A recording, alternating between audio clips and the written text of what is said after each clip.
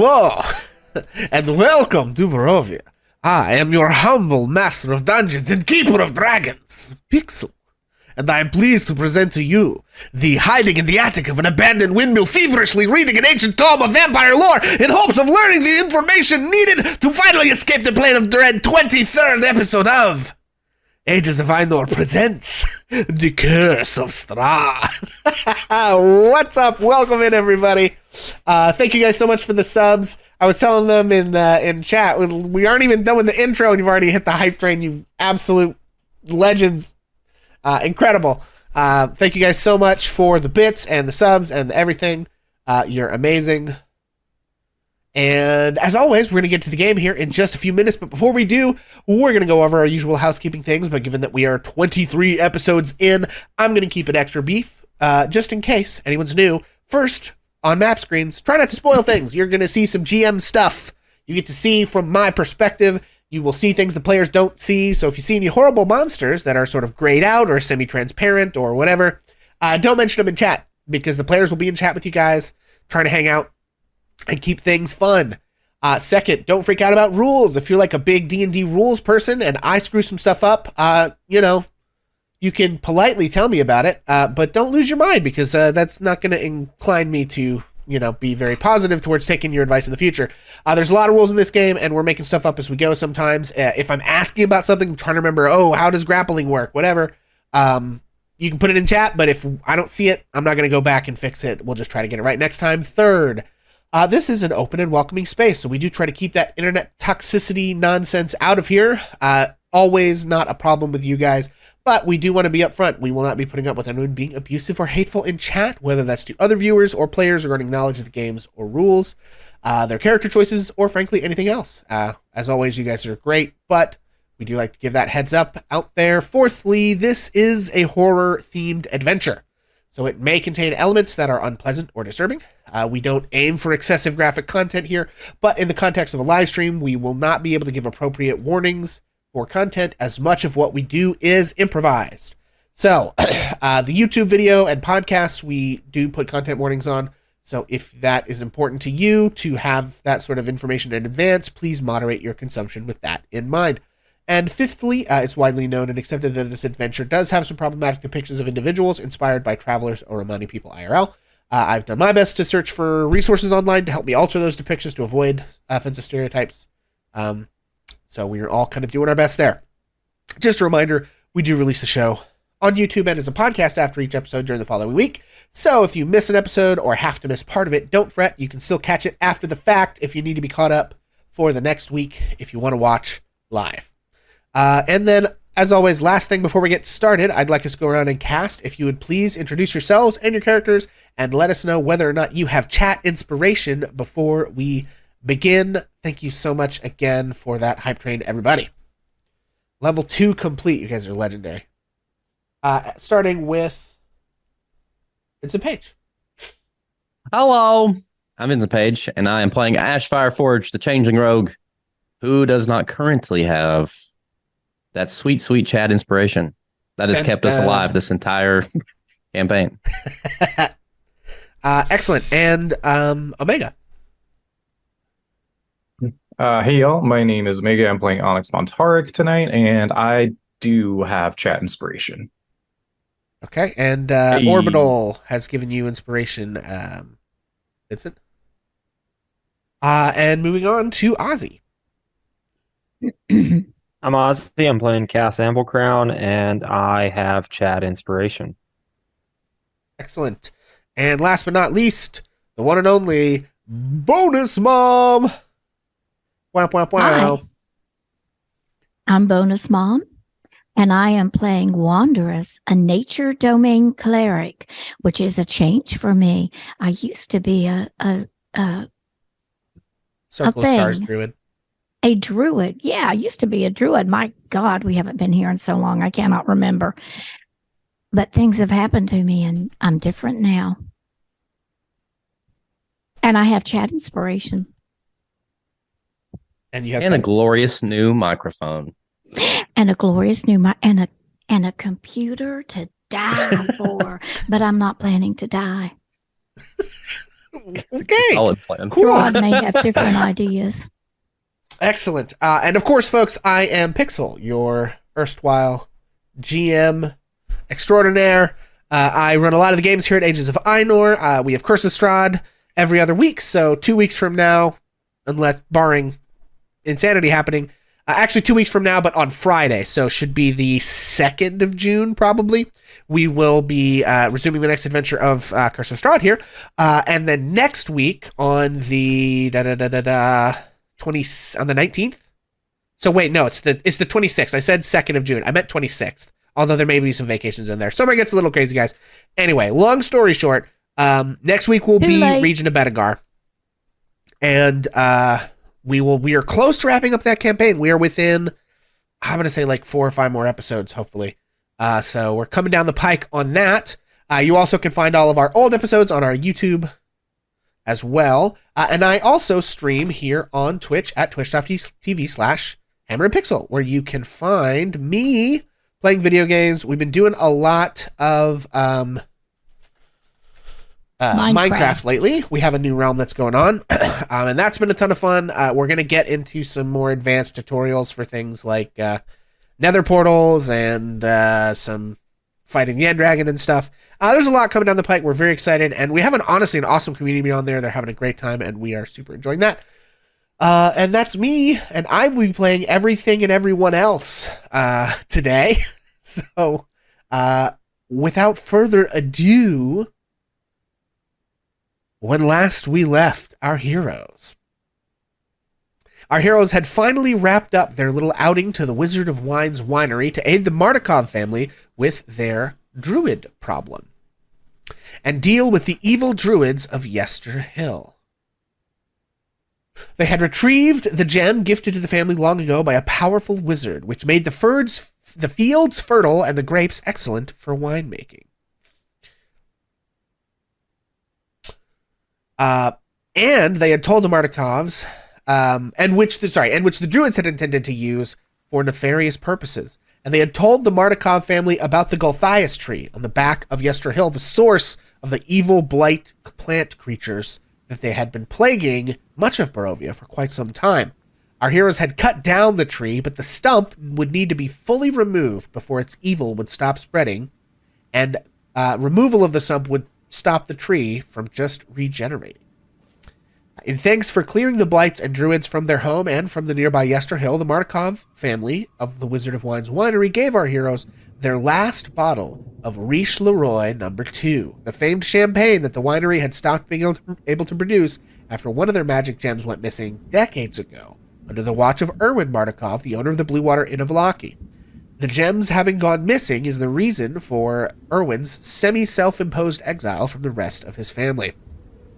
Our heroes then accompanied the wine shipment from the winery back to Vlaki. As they traveled along the Barovian road, Cass wrote in her journal to keep track of what had happened the last few days. Onyx was studying his spellbook, and Wandress was sharing information about the vision he had of Salethiel and his experience with her, as Ash was studying their new, strange, magical blade contraption. They arrived in Vlaki to discover that Vlaki is quite tense. The town is gearing up to more than likely oust their burgomaster, according to Erwin at the inn, though things have not come to violence just yet. But the burgomaster is attempting to maintain order with the guards and his strongman, the head of his guards, Ezek Stronzi. Ash and Wandress headed to the church to check on Ismark, Irina, and Yeska, and Cass and Onyx made their way to the stockyards to purchase some armor for Onyx from Gunther and Yelena Arasek. After an attempt at bargaining, they purchased the armor. Our heroes then began to make their way to the crossroads of the River Ivlis, just southwest of Barovia, all the way back across the valley where they first began their adventure only a few days ago. On the way, they encounter a group of Barovian scouts looking for Jilla Brandywood, a 70-year-old stout halfling woman. Farther down the road, our heroes come across a body that has been torn apart by some kind of animals in the woods off the side of the road, though the bite marks are just a tad too big for any animals that by rights should live in woods like this.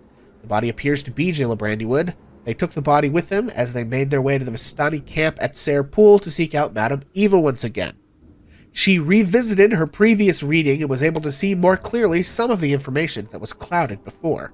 Their supposed ally is a Vistana wandering in search of her mentor and can supposedly be found at St. Markovia's Abbey near the Mists.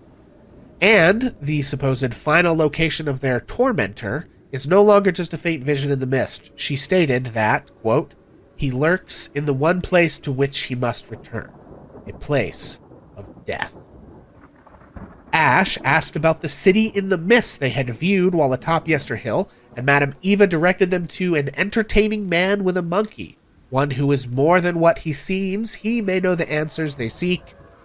And finally, Ash asked if there was anything that could save Thorin from his fate, to which Madame Eva responded, I see a little hope for you, but it is accompanied by horror. I see a man, made by a man, striding amongst the towers. Ageless and alone, it haunts the horrors. After their reading, our heroes made their way to the crossroads once again and began to dig up graves. Having dug up one of the graves, Ash had another vision of a dead Thorin, this time accompanied by a hallucination of disappointed words from their father. However, in the coffin with the body was an ancient tome, the Tome of Strahd. They buried Jilin in one of the graves and resolved to tell the scouts if they see them before heading back to the windmill, before heading back to the windmill to rest for the evening and read the book, which they did. Now, I do have a question. Do we need to revisit what the book says? It has been about a month since we've played, so. Is there any kind of like a hand? Wait, was that ever? I actually do see most of it written out in the chat here from last time. It is, yes. I posted like all of it in the chat. Let's see, I'm trying to find it. I can read it again, or one of you guys can read it again, or we don't necessarily have to. But Oh, yeah, I see it in might chat. be helpful to apprise people of what it says.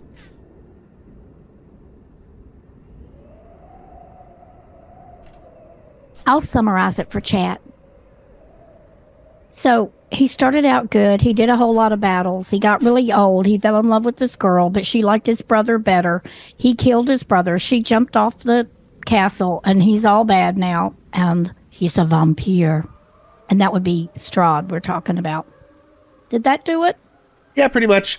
He became a vampire because he made some sort of a pact with some things. I think it mentions that, right? There's like a... Uh-huh. Yeah. And then the soldiers killed him, and when they killed him, he turned into a guy. And he's been being an enormous dickhead to everyone in Barovia ever since. Well, and to us, too. Well, I mean, you're one of everyone in Barovia as of this point, right? Well, only in the finest sense.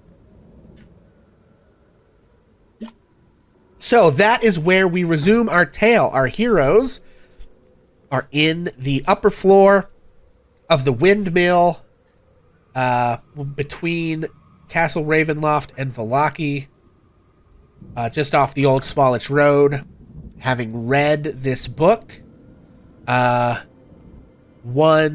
Mr. Oh, also they've leveled up since last time. Did I mention that? Woo! You didn't, but I'm happy about it. Yeah. I was just seeing the HP in the chat. Did we... What level are we now? Let me double check. 8, is it? 7? I don't know. Oh, no, I'm I not. think I think I'm like 6. 6 is what it is, yeah. Oops. But if you want to level us up to 8, that'd be cool. Har, har, har.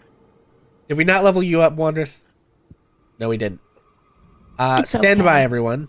I got you. It won't take me long. I may or may not have forgotten about that too. So Damn, Bob. I was gonna do it after the last session, but I completely forgot about it. You were doing some traveling, though. That is true. I was doing traveling, so That is true. Yeah, so we'll take a quick second to go ahead and knock that out.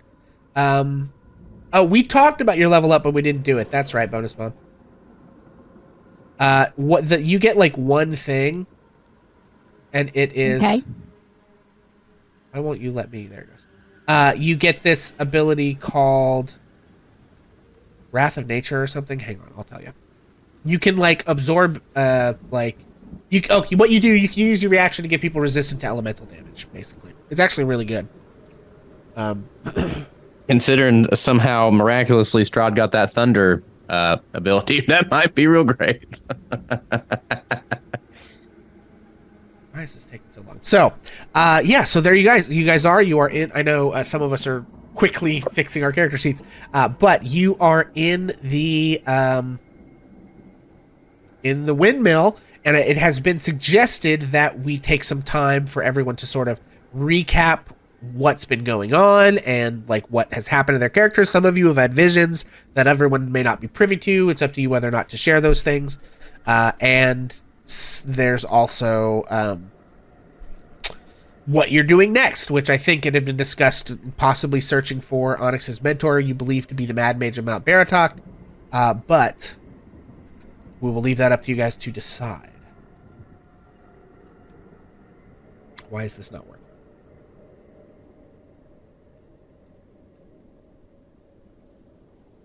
Don't all jump in at once.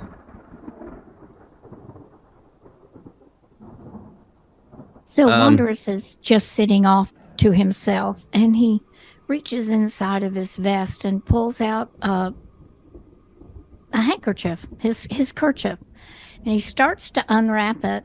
And he's sitting there looking at this thing, holding it up to the light, looking around.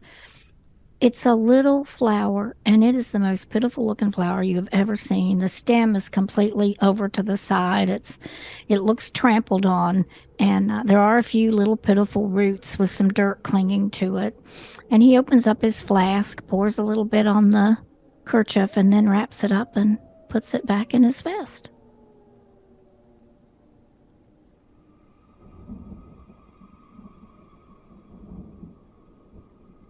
I would say that Ash has probably still got the book like propped open and is reading through.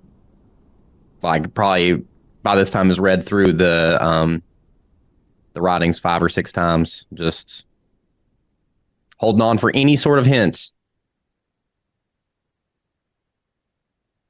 committing it to memory, all that.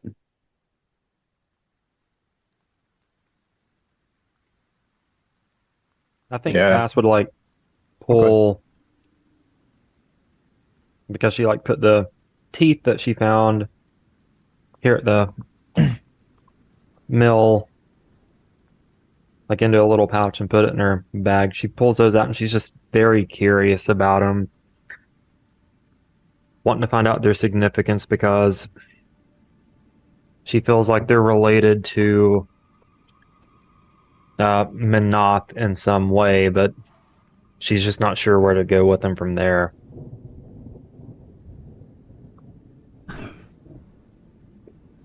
Excellent.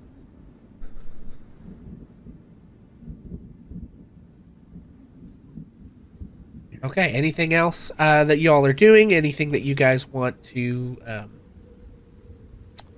discuss as a group?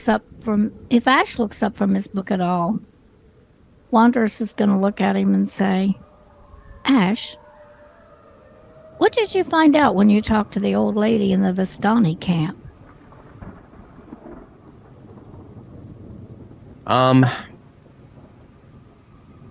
So Ash kind of like rubs their eyes a little bit and shuts the book and puts it back in the bag. She says there's a lot more that she can see clearly now. And there are a few people that I think that we need to seek out to help us. I think the more allies we have going into this fight, the better off we're going to be. We need to go to St. Markovia Church, which is near the Mistlands. There's somebody there we need to seek out. There was something about a traveling Vistani, right? I think I have that right. Mm-hmm. I think that might be the person with the monkey we're looking for. But I know that specifically, since it's kind of on our way, I was thinking that maybe it's time that we checked out the cave where they say the Mad Mage lives.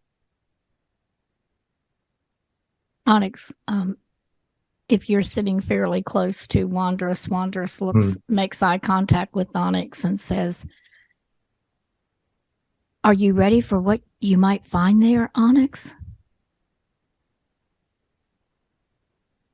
I mean, as far as all this goes, I guess I don't really have a choice at this point. Uh, he he was the kind of only person that I really trusted. So, I mean, regardless, I have to know what happens to him. So, Well, it seems like we should just go there then and see. Maybe we could help him and then he could become one of those allies. Mhm. I think it's pretty obvious we're done going backwards now. We must go west. I agree. Yeah.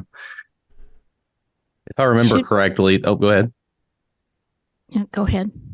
If I remember correctly, they said that the cave that the wizard is rumored to be staying in is north of the lake, right? On the north side of the lake. Yeah. So, the Mount Baratok is a massive mountain to the north of Valaki, north of Lake Zarovich.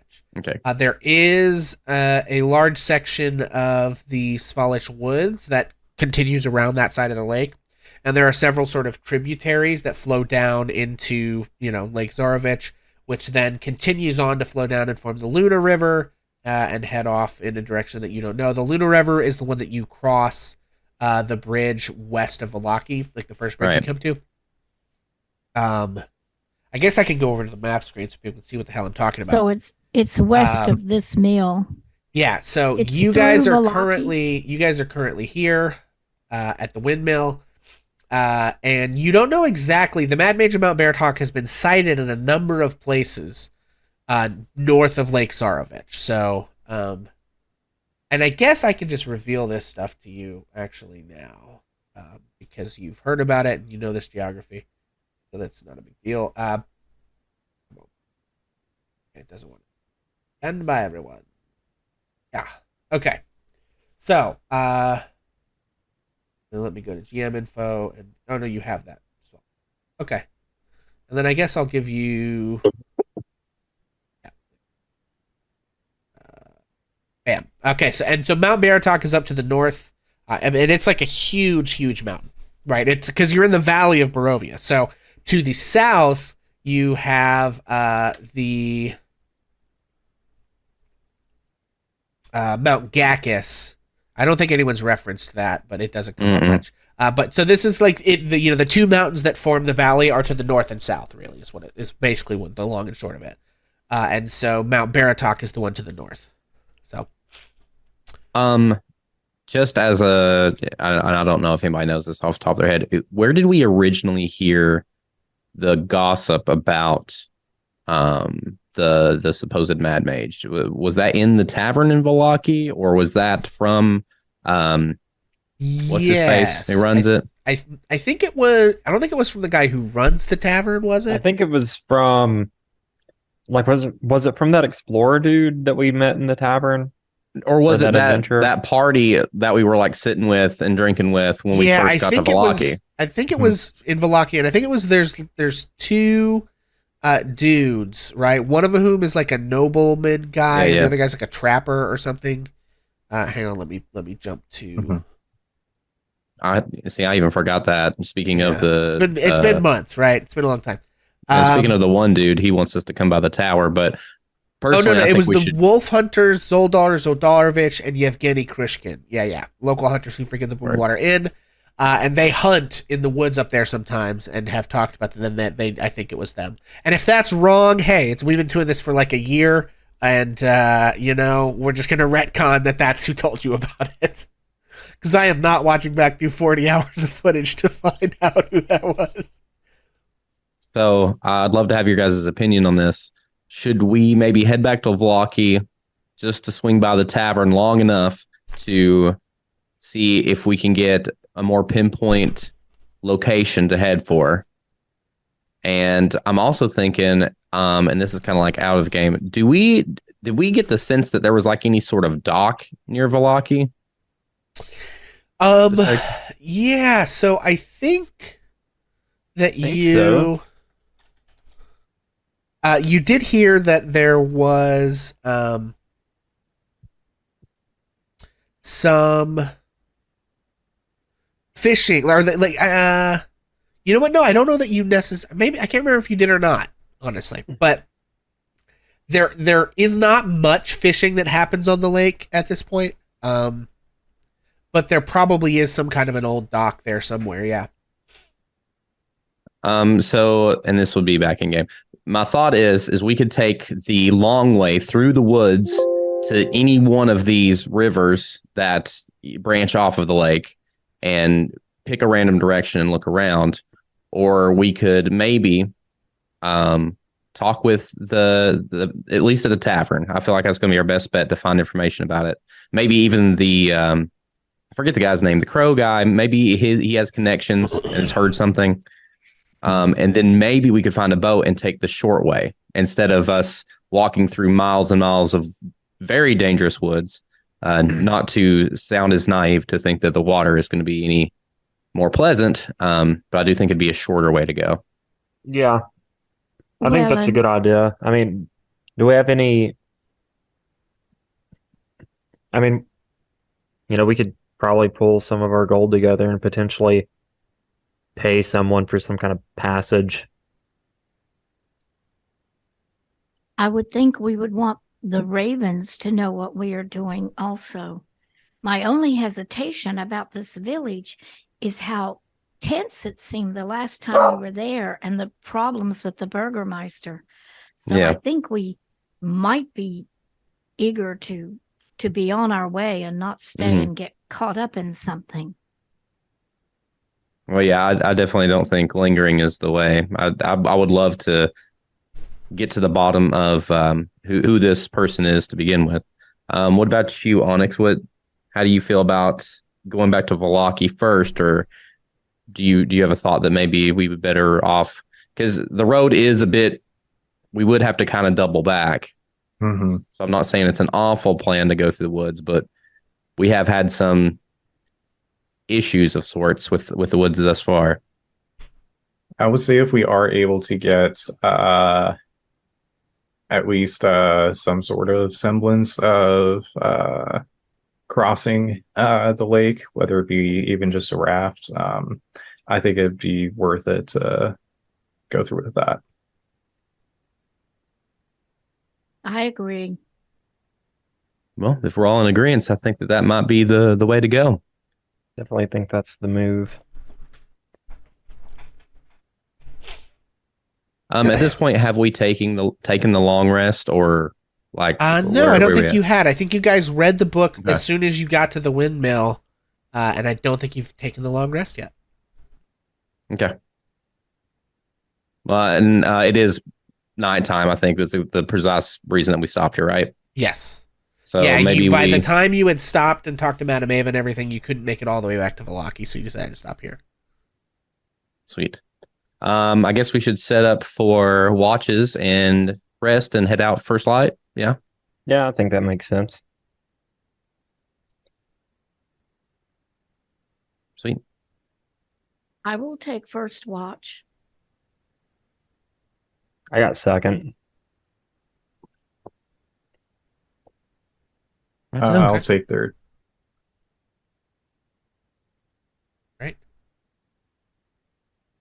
And that leaves Ash on last watch. That works for me. Okay. And you guys are on the second floor. So taking watch, are you just like looking out one of the like kind of windows?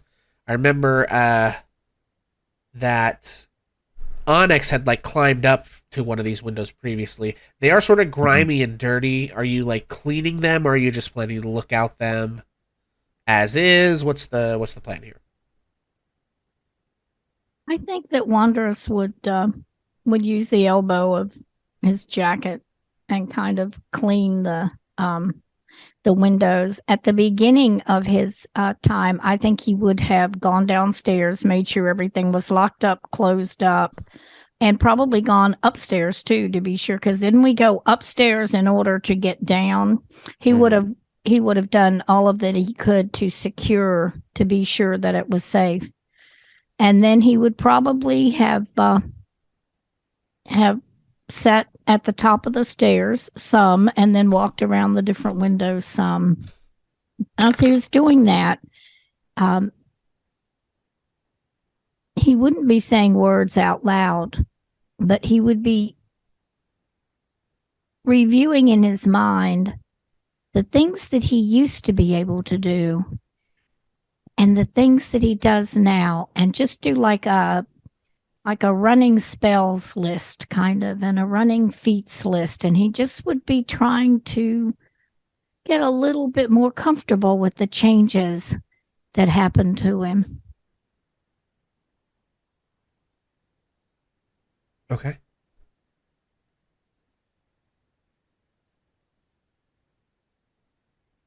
All right. Well, as you are doing that, I would like you to roll a luck check. A So roll what check? A luck check. So roll me a D100. Because you're not sleeping safe in the town anymore. A 2. All right. Now, I would like you to roll a perception check.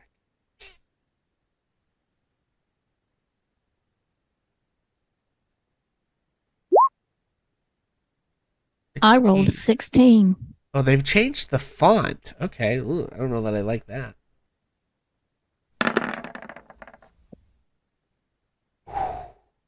It's a near thing.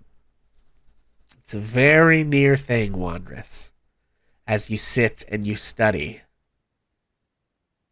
But barely, almost imperceptibly, you, in the utter darkness, you see nothing, but you hear, faintly outside the tower, sniffing, loud snuffles of some sort of creature. What would you like to do? Moving as quietly as possible, Wanderers would creep over to whichever window is in line of sight with where he thinks the sound is coming, and he would attempt to peer outside. Okay. Go ahead and first make a stealth check. 16. Okay. You attempt to peer outside. Does Wandress have dark vision? I don't think furbolgs do. It's not on my list, no. Okay. So He what has we're going to light, need here... but it's not necessarily casting Yeah. it. So what we're going to need here is another luck check. Give me another D100 roll. A 48. 48. Wandress, it is pitch black night outside. The continually overcast clouds of Barovia are blocking the moon and the stars, as they very often do, and you can see nothing.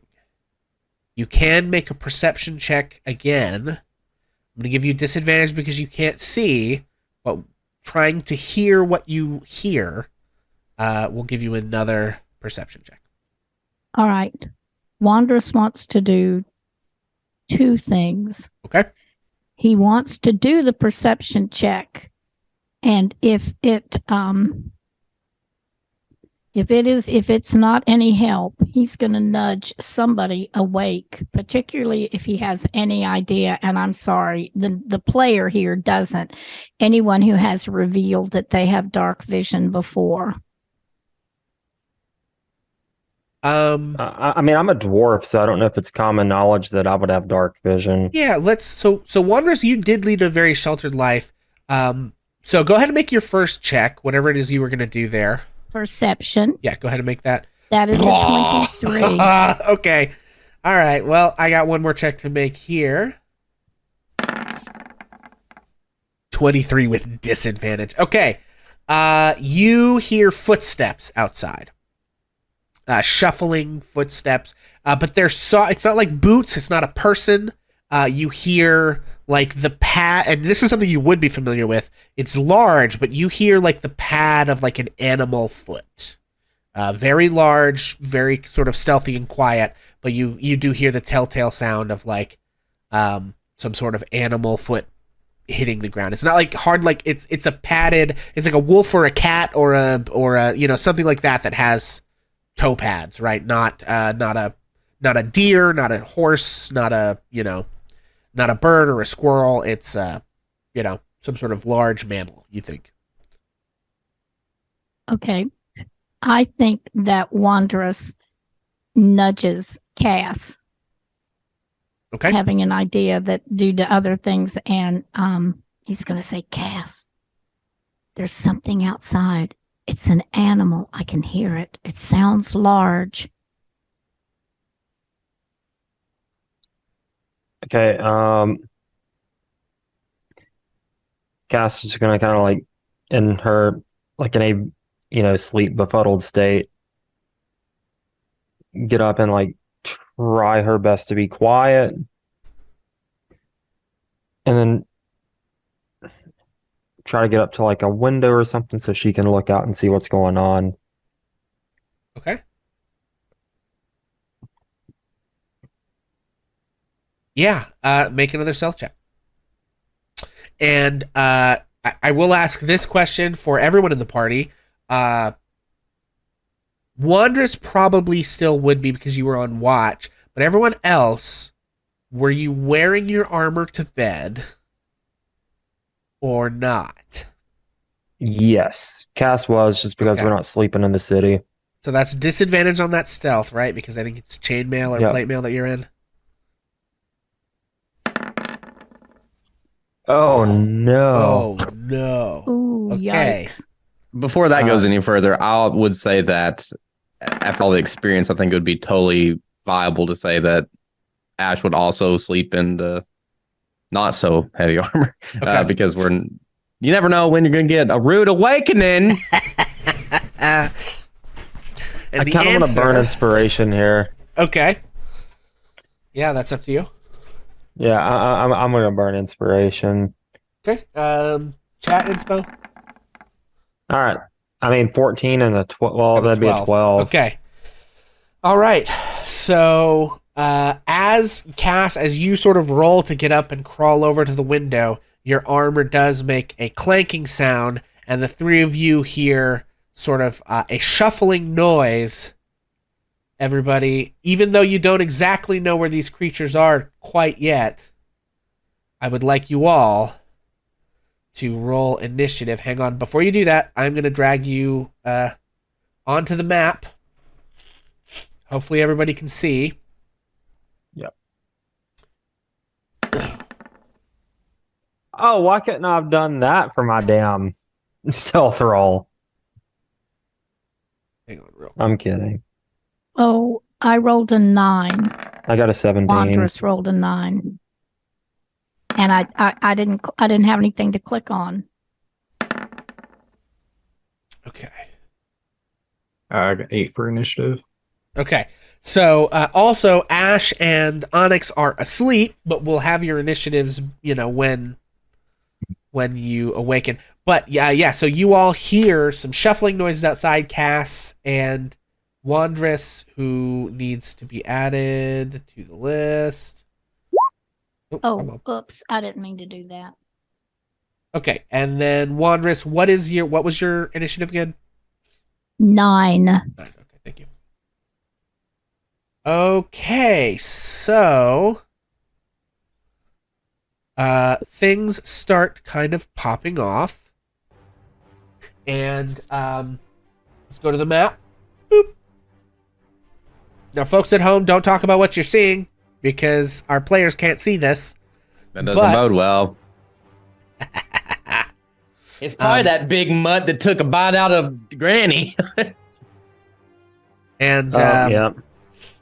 so you guys hear. Let me ask this question: the door to, 'cause you're upstairs. what did you do with the door to the windmill? Did you just shut it? Did you attempt to barricade it? Like, what was the... Well, and I want you to said be that- realistic. What response would you have done? You were in a hurry. You got in here. You were trying to read this book, but you know you're not sleeping in town. So what was the plan? Well, I said, if you remember, Wanderous did everything he could to secure the building. Okay. So I believe he would have looked around the room to either see if the door opened in or out. Okay. Obviously. And he would have, if it opened in, he would have shoved something up against it. If it opened out, he would have taken a rope and tied it around and tried to hook it to the stairwell upstairs. He would have done something to try to secure the door. Well, there's a bunch And of stuff down. Sorry, go ahead. And I did say that Okay. in the beginning. I wasn't paying that much attention. I missed that part. I'm oftentimes I'm getting stuff ready behind the screen, so I miss things. Okay, yeah. So let's do this. We're gonna roll another luck check. 50 or higher, and the door opens inward. 50 or lower, and the door opens outward.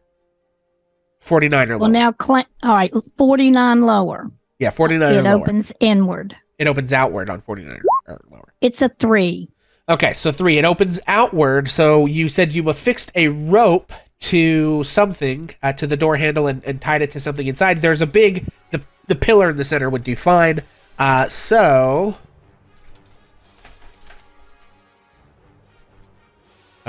on here. This does matter for this first turn of combat. Okay, gotcha. All right, so... Hang on, I want to... A little more noise there. There we go. All right, we're going to have a strength check. Okay, you hear the rope snap from something downstairs. Actually, yeah. And you hear the shuffling noise. So this is... How much movement does this guy have? 40, okay. Oh, God. Oh, man. 40, charging up the stairs, you see a massive canine creature. Mouth agape, tongue lolling out, but it is this sort of like strange hybrid of a man and a wolf. Oh shit! Cass, I'm gonna say Twilight. busting that door open Yep. was an action. So it does not have an action with which to attack you, and it charges in, bringing us to Cass. Oh, real quick, Ash and Onyx make perception checks for me. We'll just call it a DC 10. Oh. No, not Cass. Ash and Onyx. Oh, my bad. No, you're good. Okay, that's a 20. Dirty 20. I also got a 20. Double Holy dirty fuck. 20s. Nice. Okay, you both hear the snap and the noise and wake up. And so we will... I will say with a 20, a DC 20, you're not surprised, but you are prone in this first round of combat. Okay. Because you were asleep. Onyx and Cass and Wanderous, I'm going to say that you were not prone because you had gotten up to try to, do your stuff. So, okay, that brings us to Cass. Okay, real quick. Shit, hold on. Okay, can I tell if this thing is considered a fiend or undead or anything? You can make a Arcana or Nature check. Let's see. Arcana would probably be more my speed. That's a 15. With a 15, it is not. It's definitely not undead. It is a living creature. I would say a 15 is enough to know that this is not a natural wolf. So well, I think whatever conclusions Ozzy would draw about that, Cass can draw about that on a 15. Okay, yeah. So I mean, it's kind of like a werewolf, almost kind of thing. Seems Okay. like a good bet. Okay. I'll let that known to the group, and then I'm gonna hit up with my longsword. That's a 20 to hit. Yes, 20 hits. Okay. It's a 10 total for damage. And then I'm going to use extra attack, which is a 16. 16 hits. Okay. I was a little worried with that drawn out. Which And is a what- 13 damage. Okay. So you slash at this creature with your longsword, and you find yourself completely unable to even make a dent. Your longsword is not magical, and it just it doesn't even cut the skin on this thing. Ooh, wait, werewolf. Yeah. Hey, who has silver? Is that for starters, is it something Cass would know? What was that, an Arcana? A 15? I think a 15 Arcana is enough to know silver, and I think that's common enough knowledge that silver and werewolves are a thing. And it may not necessarily just be silver. I would say on a 15 too, you might suspect that even though you don't get your extra cool undead killing stuff, but that the magic mace might do better against this thing than just your regular longsword. So yeah, you slash into this thing and it just doesn't even cut, unfortunately. Anything else from Cass? Hey, guys, we're going to need magic weapons, maybe silver for this thing. It looks like a werewolf. Okay. That brings us... Go ahead. That'll be it. Okay. That brings us to Ash. Okay, time to do rogue things. So first let's spend half the movement standing up, right? Okay. Yep. And yeah, if it's that common of knowledge, then obviously we're gonna try to go in for a silver sword attack. Okay. But I wanted to see real quick, just to make sure I'm looking at all my options. I think that we're probably going to use... I just got Uncanny Dodge. What does that do again, just real quick? Uncanny Dodge is when you are the target of an attack, you can use your reaction to take half damage from that attack. It doesn't work on saving throw stuff, just attack rolls. And it's only once per turn because it takes your reaction to use. Right. Okay. There's nothing that I can use with my bonus actions yet. I already have a plan for it. So we're going to see. Would that be 10 feet to get up there in this square? Right in front of it. I would say so. Okay, and then that means I'll have 5 foot left if my math is right. So let's hop up here and go for a short sword attack. Okay. Are you... It's 23. 23 hits.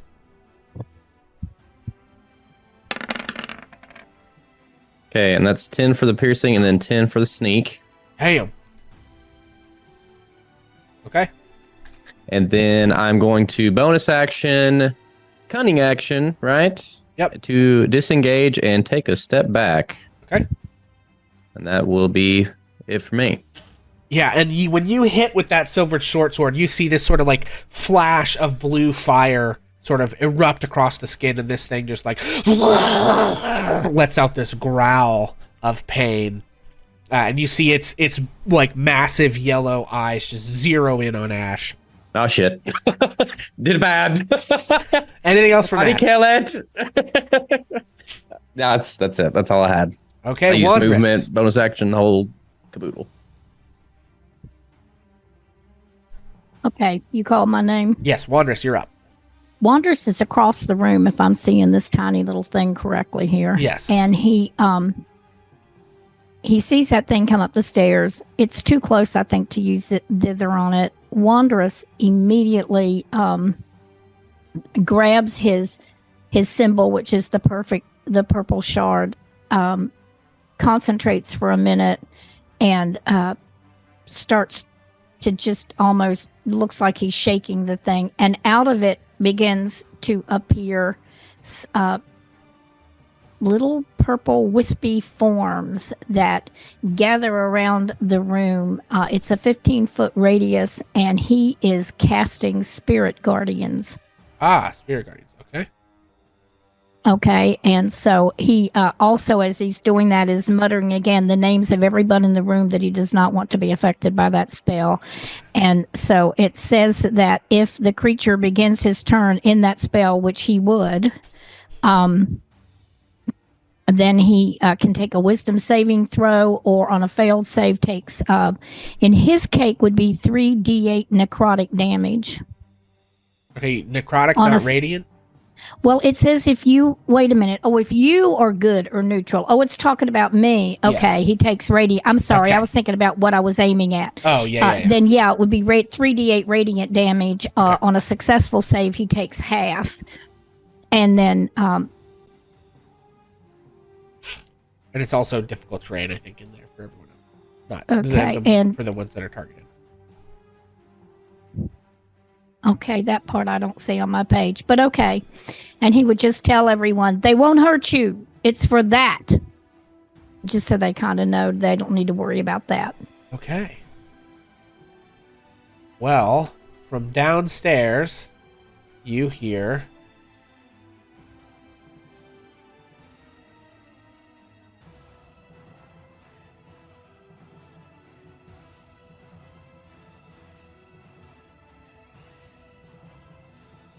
rushing in and past the one that you have attacked is another one.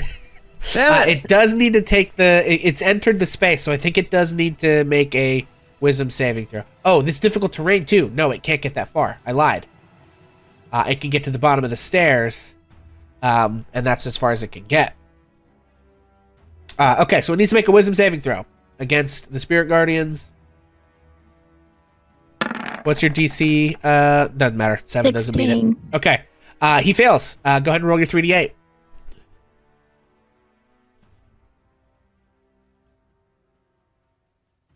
17 points of damage. Brutal.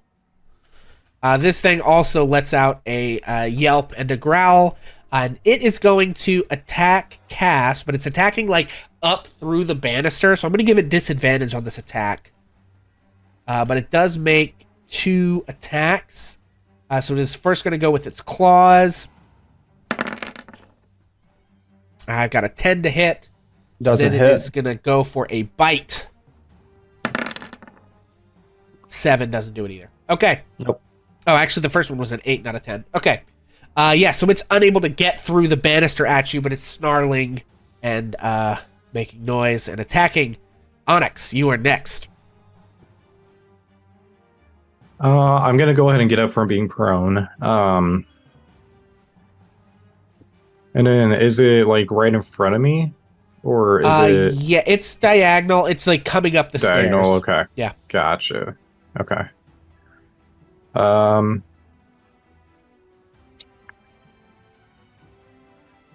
I'm gonna go ahead and disengage, I think. Okay. So I'm gonna go here, Okay. and then I think that's all I can really do right now. So, yep. Okay. Excellent. Yeah, so that is a disengage and a movement. End of, let's see. End of my turn. Yep.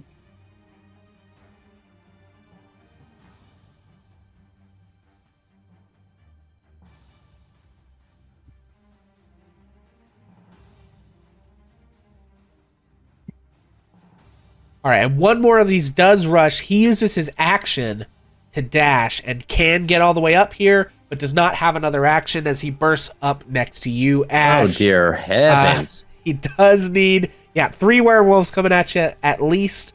He does need to make a wisdom save. We are in tight quarters with monsters. That is only an 8. Go ahead and roll your 3d8s once again. Bonus one. That is 12 points of damage. And then the bottom of this, it's 12 points of damage. Okay. As he also yelps and snarls at the pain. Okay. That brings us back to the top. Another wisdom save. These spirit guardians are going to be brutal in these tight quarters. 3 does not make it. Roll your 3d8s. Let's just sit back and relax. Wonders got this. Just the AoE dot 12 more over here. points. 12 more points 12 of more damage. points. Oof. Okay. He's looking Do rough. I have do I have a couple of minutes now? I need to step away. Um, I've done sure, my. it'll take my a second. three- Sure. Okay, I'll be right back. Okay, so let's see. I think having been cut by the silver, this guy is going to ignore you, Cass, squeeze in here, and attack Ash. Sorry, Ash. That makes sense. You got the silver sword. The werewolves are very focused on that. I got a 13 to hit. That is not a hit. Okay, and then the bite. Got a 15 to hit. That is exactly. Okay, you take 4 points of piercing damage, and Ash, Oh, here we go. make a Constitution saving throw. Yeah, sorry, what was that, Ozzy? So he had to disengage from me to move, right? No, he never left never your left your threatened range. area. Yeah. Oh, okay. So, yeah, he was able to just squeeze by. Oh fuck. Oh no. Oh no, Ash, you don't know what it is exactly, Damn it. but you feel something take hold. What's a good? We'll just use this for now. Little Yeah, bit. you fail that save and take your 4 damage. That is that werewolf. Cass, you are up. Okay, well, so for one, when he attacked Cass, I'm gonna go ahead and I was gonna use Sentinel. to Yes, you attack. can. Yep, Yep, absolutely. So this is your reaction on his turn. Go ahead and roll that Yep. attack.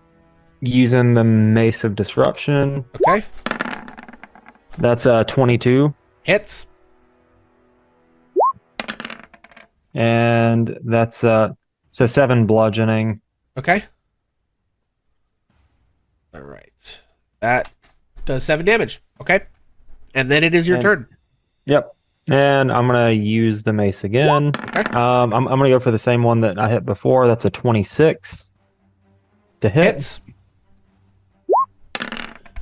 10 bludgeoning, And more bludgeoning. and then I'm Oof. gonna use extra attack. Yep. And I'm going to do it again. It's going to be a 19 to hit. 19 hits. And that's going to be 9 bludgeoning damage. All right. Cass, finish him. Bam, bam, bam. Looks like Bam Bam from the Flintstones over there. Ah! And then, let's see.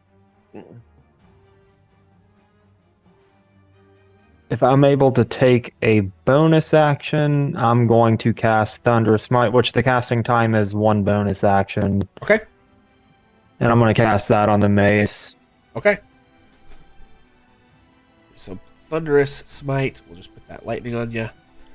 Okay, and that'll go off on your next successful melee attack. Yep. Okay, anything else from Cass? That'll be it. Okay, that brings us to Ash. What would you like to do? I don't like this, Mom. I want to go home. Okay, so actually, it dawned on me that I have a magic weapon, even though I like the flavor for the classic Monster Hunter thing with the Sure. silver sword sword. But how we not going to use this brand spanking new to me weapon that I ain't got to use yet? Ooh, here it comes. I was totally, before they rushed me, going to try it out in cleaver form, but now that they're right on top of me, that kind of doesn't make sense. Okay. So we're going to use the Blood Blade in saw form. Okay. Give me a 19 to hit, baby. 19 hits. And what do we got here? So that's 9 slashing. Do I get sneak on that? Yes, Cass is in melee with the other creature. So Okay. Well, I wasn't sure I was trying to read through the description that you wrote for this, and I wasn't positive how that yes, worked. so you do. Basically, if you're in cleaver form, you only get sneak attack on the first thing you hit, not the things that do it the doesn't spillover double damage, up. Got right? it. Yeah. Got it. Okay, Okay, so that's good. 17. Because otherwise, you could always put it in cleaver form and be like, I sneak attack everyone in this Yeah. entire front line just because my friends are next to them. It's like, no, that's insane. That makes sense. I just so- want to make sure. Okay. Well, you gotta tell me. Yeah. though, when I hit with this thing for the first time, hitting something with this thing, what happens? Yeah, 17. So you grab this thing and just eviscerate. The blood splashes like wolf blood. Like it's almost like magically more blood than it seems like it should be. Goes splattering across the ground as this thing howls out. You did not reduce it to 0 hit points, so you don't get the temporary hit points, but you definitely feel like this thing cuts deeply and drinks well of the blood of the wolf. Anything else from Ash? Hashtag rogue things, baby. What we doing? We got to get out of here. I totally forgot to use insightful fighting and all that other stuff. Yeah, so let's go ahead and disengage again. Okay. Bonus action. And where's the start of these stairs and the stop of these You stairs? are at the start of the stairs, the ones going further up into the building. Okay, I would like and to... they're like 10 feet of stairs, and then Yep. you're up on the next floor, basically. Okay, well we're just gonna take a step back. Okay. But I'm not like trying to run off. I didn't want to like back myself, like be leaning up underneath the stairwell, you know. Yeah. So I'm like standing at the bottom of the steps. That's what I want to make sure. And I think that's it for me. Okay. All right. Wandress. All right. So Wanderous, seeing the one dead animal and the one at the top of the stairs, and he knows it's hurt because he heard it. He's still concentrating on his spell, but can't he cast? It doesn't say it's concentration. A spiritual weapon. Yes, I believe you can cast spiritual weapon as a bonus action. Yeah, and it's not concentration. So the first thing he does is cast spiritual weapon at the guy at the top of the steps. And the spiritual weapon actually, it's still purple, but it amazingly looks like a version of that flower, except it has a stem which has mighty thorns on it, and the thorns crash down into the guy that he can see. Okay. Hang on 1 second.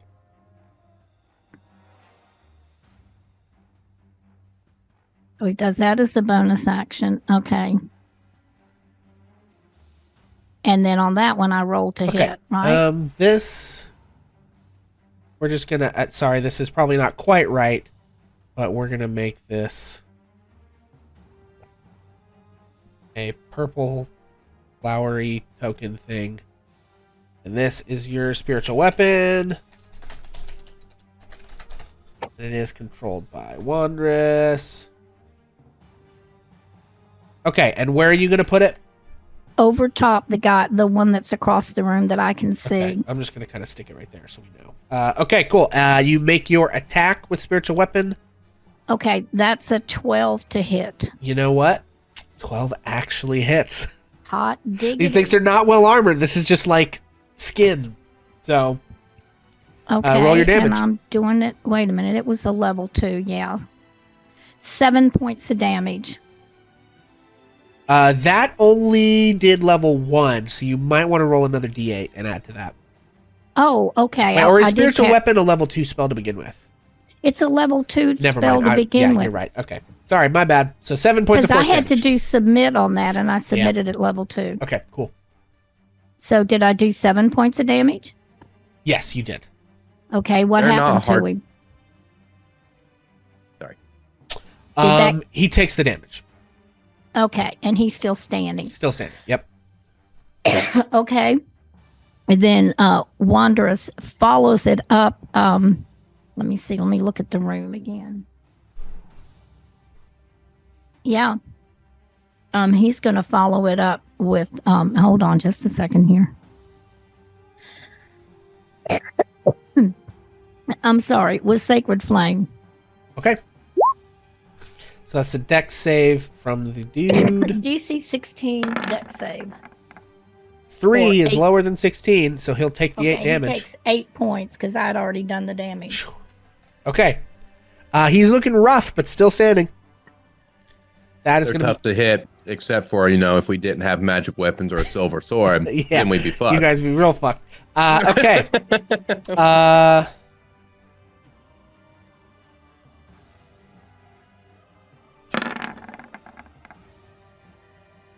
Yeah. Seeing what's happened here, seeing the one go down, seeing the silver sword and the plethora of magic weapons, this one on the stairway bolts. So he was On the bottom of the stairs? yeah. You varmint, get back here. And he just charges off into the night howling. Wait, Sentinel, he Wait, wait. disengaged. What That is- so that is, does that mean he doesn't have Yeah, to so roll the he save will for need my a 15. He wouldn't for know my that s- you have Sentinel. Is he going to take his chances? I mean, he did get a 15 on Wisdom. You know, what, I'll give What you if- this one. Go ahead and roll your attack because I didn't say if he Yes. did the And what disengage, about the so, spirit guardians? he has to roll his save against that as well. Okay. Let's see, Mace. Where So are he you? fails the save. That's a 26 to hit. 26 hits, so he doesn't get to go anywhere. Also, roll your damage bonus bomb. So both of you guys roll damage. He tries Okay, to flee so- and fails. So this would be damage. Okay, so 8 bludgeoning damage. But remember, this is my first hit since I cast Thundering Smite, So which is you- also so that'll go 36 off. thunder damage. So 9 thunder damage, and then this dude has to roll a strength saving throw or be pushed 10 feet away and knocked prone. But Okay. Wanderers has 22 points of damage. Yeah. And what was your initial hit? Was 8 more? Okay. Oof. He So got mine a was 17 19 total. strength. So he did make the strength save. Yeah. He goes from looking like great to being absolutely wrecked. Pushed 10 feet away. Well, he passed the saving throw, so he. Oh, he's not. Okay, but he can't go he doesn't anywhere. get pushed. So he's just going to attack you, Cass. He does have disadvantage. He's still attacking through the bars, and he can't move I anywhere to mean, get a better fair. position. Can So we just talk about real quick while you're making this roll? How different of a fight is this from our initial fights in the Death House, friends? Yeah. I've- No. okay, so I've got a 7 with the claws. That misses. Doesn't hit. I've got a 21 with the bite. That hits. All right, you take 7 points of piercing damage. Cass, I need a Constitution saving throw. Okay. Come on, Dwarven Constitution. Oh my god. God! I got DM inspiration. Okay. Oh. That's a 22. 22 okay, well, makes you can the suck save. my butt. Although you could have used inspiration on that earlier, and you didn't. Yeah, but story flavor, baby. Story flavor, baby. Okay, so you make the save, whatever that save is about, Yeah, and that whatever brings us that's about. to. Oh, also I got to add this guy back to initiative. Kaz, you've got inspiration now. Thank you. Pass us some chat inspo. I didn't realize nobody else gave it to you. I'm sorry. Okay, and then there's that. Onyx, you're up. Both of these guys are looking hella rough, although you probably can't really see the one attacking Cass all that well. Now, wait a minute. I only did one set of 3d8s and d16 saving throw. Aren't they both affected by the... Well, they don't go at the same time, so Oh, okay. the Excuse me. the other guy hasn't done his yet. Okay. So Omega, Onyx, you're up. Yeah. I'm gonna go ahead and I'm gonna cast. What was I gonna cast? I'm gonna go ahead and cast Ray of Frost. Okay. At the one that I can see clearly. Okay. So let's do Ray of Frost. Roll that. That's a 10 to hit, which I don't think hits. 10 does not hit. Okay, gotcha. So you can burn inspiration if you want, Okay. or just let it stand. I think I'm gonna go ahead and just burn inspiration on that. So Okay. I'm gonna use that. See if I can redo this. There we go. Hey, 19 to Yes. hit. 19 hits. And that's gonna be 8 cold damage, and their speed We'll is take the reduced by 12. 10. Okay. Okay. We'll take the damage for the first Okay. time. Okay. Whew. Yeah, you and is this the one over by the north? Yeah, Here? north. Yeah. Okay, because you can see it better. Yeah. Mhm. They are both looking extremely rough. That thing is on death's door. Okay. Actually, it's his turn. He has to make a wisdom save. I don't think there's any way he survives this. oh no, they're both No. about to die. All right. Bonus mom. Wandress. Yes. What does it look like Yes. when your spirit guardians kill this werewolf? It's really fast. Like when I first cast it, you could see the little purple like wispy spirit like things, and they almost look like tiny little creatures that are shaped like stars. like the 5-pointed star. But when they go after this guy, they dive in and it just starts to turn into a whirling orchid colored to purple dervish almost. It's like solid. You can't tell that they're individual things now. They just turn into one solid mass of purple, about the color of what you've got on the screen there, and they just surround this thing and move into it and slice into it with the 5, each one of them, and there are several, 3 or something, all of those things. So it's kind of like that thing that monks that monks throw. What is that thing called that has the points on it? Like a throwing star? Or key. I don't know what they're called. It's almost like you throw a sheriff's badge at Yeah, something. throw a That's what it looks shuriken. like what I did. Shuriken. And it cut Yeah. into it and just sliced it into Yeah, so these ribbons. spinning stars just absolutely slice this thing up.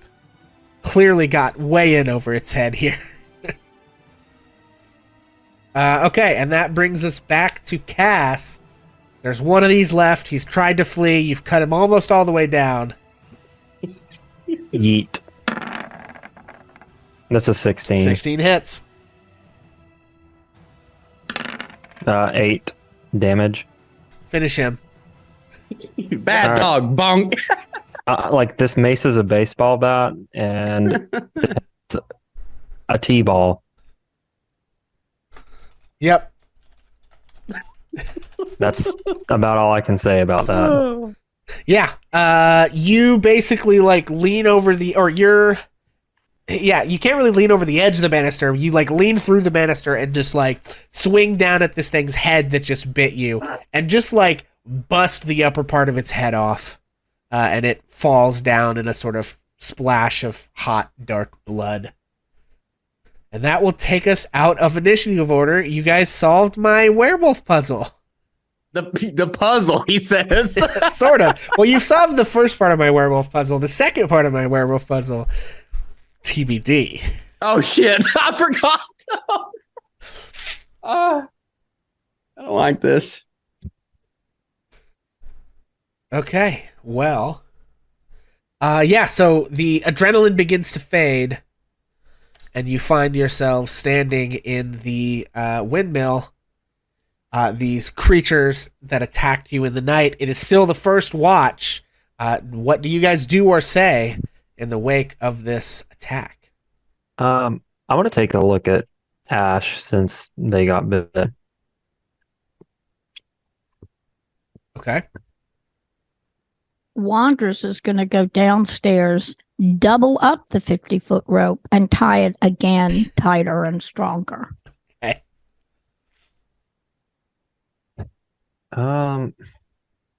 So where did you get bit, Ash? Show her wherever I got bit. I don't know if you said exactly. I didn't say. I'll leave that up to you. Where did Ash get bit? I mean, let's go with the classic. I think maybe bit right across the forearm. You know what I'm saying? Yeah, that's kind of what I was thinking. Okay. Okay. Bit me on the butt. You want to take a look? I mean, I'm always down. Sorry. All right. So, can I tell like anything specific about the bite? I don't know if that would be like an Arcana or a medicine check. Basically, I'm trying to figure out if he's to turn into a werewolf. Yeah, I think that's an Arcana check. I think Is just there like any way- treating the wound is medicine, but I think, Is there a way I can give the help action on that as well? Is there anything I that can was do almost to- a nat 20. Is That- there that's a a way? ten. Assuming that I mean, read you've anything about studied it. this kind of stuff. So yeah, Yeah, why that's don't why. you make an Arcana check as well, Ash? Okay. I didn't want to like jump. I was trying to get in before he rolled that way. No. Yeah, But, you're didn't want to throw out that maybe I'd read something about it, 19 for me. 19. Yeah, I think on a 19, you feel like different. Like there's something happening in your body that's not really great. not super good. I think you feel extremely like hot and like flushed, and I think you feel like sort of just like, I don't know, a little bit like everything is a little too loud. I think you feel like just like hypersensitive to like stimulus, like you're overstimulated, right? Just by everything. You feel like flushed and hot and like, sweating a bunch in a way that's not just like adrenaline and like you're used to being in fights at this point, right? This feels different. Would it help, Ash, Ooh, if okay. I did detect poison and disease? Would that be helpful? I got it. I mean, I have lesser restoration, which can Oh, cure diseases. I don't know, y'all, but I ain't feeling too good. Help him if you can, Kaz. We still have to get on to the next thing. All right. I'm just going to cast lesser restoration, which I touch a creature and can end either one disease or one condition afflicting it. Yeah. Okay. You cast lesser restoration, and Ash, you don't feel a change. I'm going to let you guys make another Arcana check here. Would it be helpful for me to detect poison and disease? I don't know enough about what you're talking about. Do I need to make one as well or not? Anyone who wants to be involved, detect. You could use it. Wouldn't hurt to cast poison and disease. I'll probably notice him trying to cast something, and I'll and it not like, I guess, taking. So I'll go ahead and do an Arcana check as well. Okay, and I'm going to do when I see that when he says it, whatever, then I'm going to attempt to detect poison and disease because I've dropped the other thing now, so I'm going to concentrate on this. Okay. I pull a a leaf out of 30-20. my pack and I start to focus on Ash. Okay. Yeah. So we'll start with that. As you cast detect poison and disease, Wandress, it's a divinatory thing, and like it should sort of give you this just information, kind of. You would recognize what's going on. It's weird. It's like you're getting a yes and no at the same time. It's like the divination can't decide if it's a disease or not. With a 20, Onyx, I think you recognize that partly what's going on here is that lycanthropy is a curse, not just a disease. You know that it can be cured because Ash is not a natural born lycanthropy. A natural born lycanthrope can only be cured with a wish spell, which is crazy magic. Your mentor might be able to do some shit like that, but you certainly can't.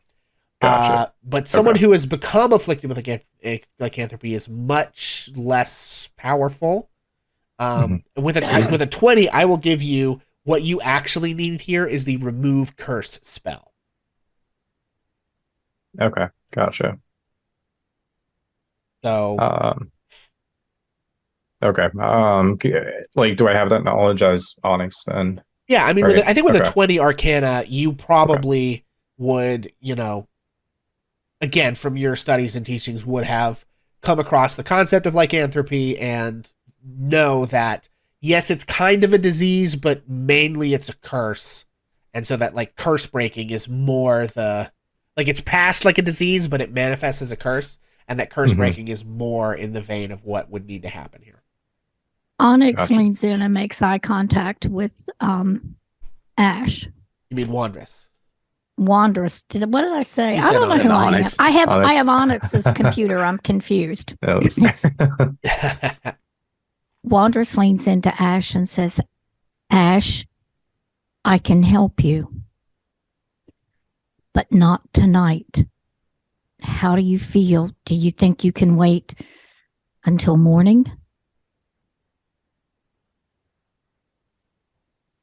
I've felt better, and I feel like Ash is probably pretty out of it with the fever and stuff. in that state, is there anything I read on? Do we know how long it takes? Like, I have no idea. Does anybody know how long it usually takes for it to take hold? Or So usually the real danger zone is whenever the first full moon is after you have contracted the disease. okay, and that's something that we would know because it's knowledge, right? Or was that what you're saying? Or We can't. I mean, really you've gotten see the like sky. 19s and 20s on these Arcana checks, so I feel like you guys do know a pretty good bit about Okay. lycanthropy okay, at this point. so basically what we're saying is I'm in the clear considering that it'll be a full month before the next one, right? Yeah, I mean, we can assume that tonight's a full moon because we encountered them. Well, Oh, Can shit. you Somebody go assume look that? outside. Wait. so Well- I mean, again, we got a dirty 20 on that Arcana, so I think Yeah. I think Onyx knows that some lycanthropes are able to intentionally change, basically, to make themselves change. And you would also, I think, anticipate in a place like this, like you guys, some of you heard, yeah, I think even Wandress, right? You heard about werewolves, like you heard that was sort of a thing. So you probably get the sense that this is a pretty well established pack, and that it would almost certainly have had members capable of doing something like that. So here's what I'm Sure. actually going to ask is, I need a luck check. From me again, or from From, him? I think we're going to take it from Ash.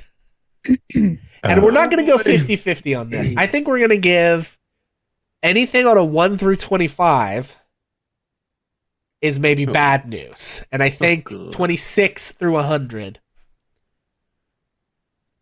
You got that inspiration, Ash? Here he goes. Oh, thank God. 89. Okay. So you know that the full moon was probably the night you guys all came here a couple weeks ago. So it's not time for a full, you probably have a few days. Right? Like it's a whole month. I don't know how many days, I haven't been tracking exactly how many days you've been here. It can't be more than a week or two, right? So I should be good. I'll help you first thing in the morning. We should try to rest now. I have resecured the door, hopefully more secure. okay. What do you guys do with Okay. the werewolf bodies? Um, Oh, that's a mean- bad question. I have a fire cantrip, so I could burn them, but I mean, I'm Yeah. saying you're maybe gonna bed down here. The place is covered in werewolf blood. So it's like, what's the plan for that? You know what I mean? we could Which I'd like also to do. okay, so this is also something I wanted to kind of address. So we did level up, but I don't know if that would include like me having a new spell with that, like the same day or not. I mean, you've rested. You had a lot of the evening. I think the studying and stuff. I would say you'd have access to a new spell. I would allow that in this Okay. scenario. You're not like out in the Okay. middle of like you're not Yeah. walking down the road right We're now. not- Like okay. you went, you probably did your evening study before Yeah. going to bed or whatever. So I'd say that Okay. is fine. Okay, I just wanted to double check because I took Lehman's tiny hut. So Ooh, the tiny hut. yes, tiny hut. So Does it look I'll like go a ahead and- tent? yes, I think I'm gonna flavor it as like it's like the circle, like the circus tent, like just a little bit smaller, but it's a tent. Excellent. So the first thing I'll need. So are you casting that in here? No, so I'm Okay. gonna go in and talk to everybody and be like, hey, I don't know if you guys want to stay in here or not, but I have a spell that could protect us for the night, and we can all get a rest. We don't have to take watches or anything. Like we can all get a full night's rest, but we don't have to necessarily stay in here. If I can fit in there, I'll gladly do it. I think Ash kind of looks around at the werewolves and gets a little green. He's like, that'd be great. Because Wanderers, I think, is medium, right? Technically, still. Oh, let me go back to the front page.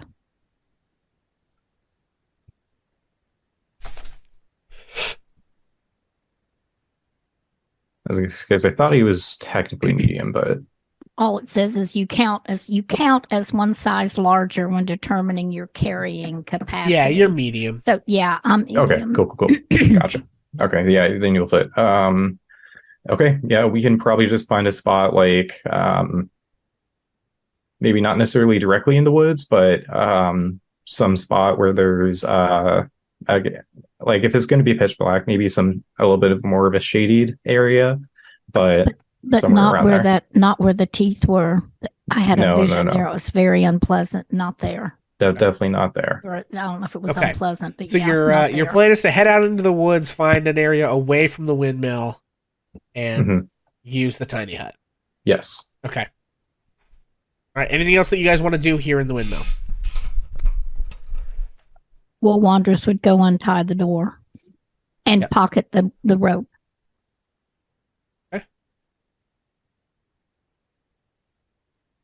Okay. So you've got your rope back. Was there enough? There wouldn't be anything to look at werewolves, would they? They're just animals. Like they weren't wearing clothes, and they're just animals, right? Yeah. I think when they die, they sort of shift back into their humanoid forms. Oh well, Wanderous would look at their humanoid forms for sure. I didn't really consider that. Yeah, and I guess they also were wearing like torn. I guess it's not like polymorph. Like their clothes don't vanish. So I think actually they shift back into their human forms, but they're not like they're wearing tattered, ripped clothes because they like grow quite a bit when they change, right? So they're wearing like the remnants of clothing, and it's mostly trashed. But you can make an investigation check and see what you find. Well, Wanderous would certainly do that. Investigation's not his thing, but he would do that anyway. Anybody else in on it, or? Yeah, sure. I'll look over Ash, wouldn't you be looking in case there was any clue to anything that could help your situation before we exit? Well, this is kind of like my whole character thing. So Yeah. I feel like maybe fighting the urge to throw up all over the werewolves, only because of, I imagine with the fever and the impending doom, kind of a little sick, like, oh God. But sure, I wouldn't mind taking a look for my journal Wanderous anyway. rolled a 13. Okay. 19. Okay. All right, Ash, you find a little tiny book that says Lycanthropy and You, Learning to Live with My Changing Body. Oh, you don't. That would be extremely in a different kind of campaign. That would be what you'd find in their pocket. Don't worry, guys. Everything's gonna be okay. As the matter of fact, all the guy had was a belt and a pocket, right? Yeah, exactly. In the first page, listen to the endless bloodlust deep in your heart. It will never lead you astray. Resisting is pointless. Okay, anyway. With a 19, you find a scrap of paper in a pouch on the belt of one of the creatures. And in a familiar script, it says, "Find them." But other than that, they don't really have any money or weapons or anything.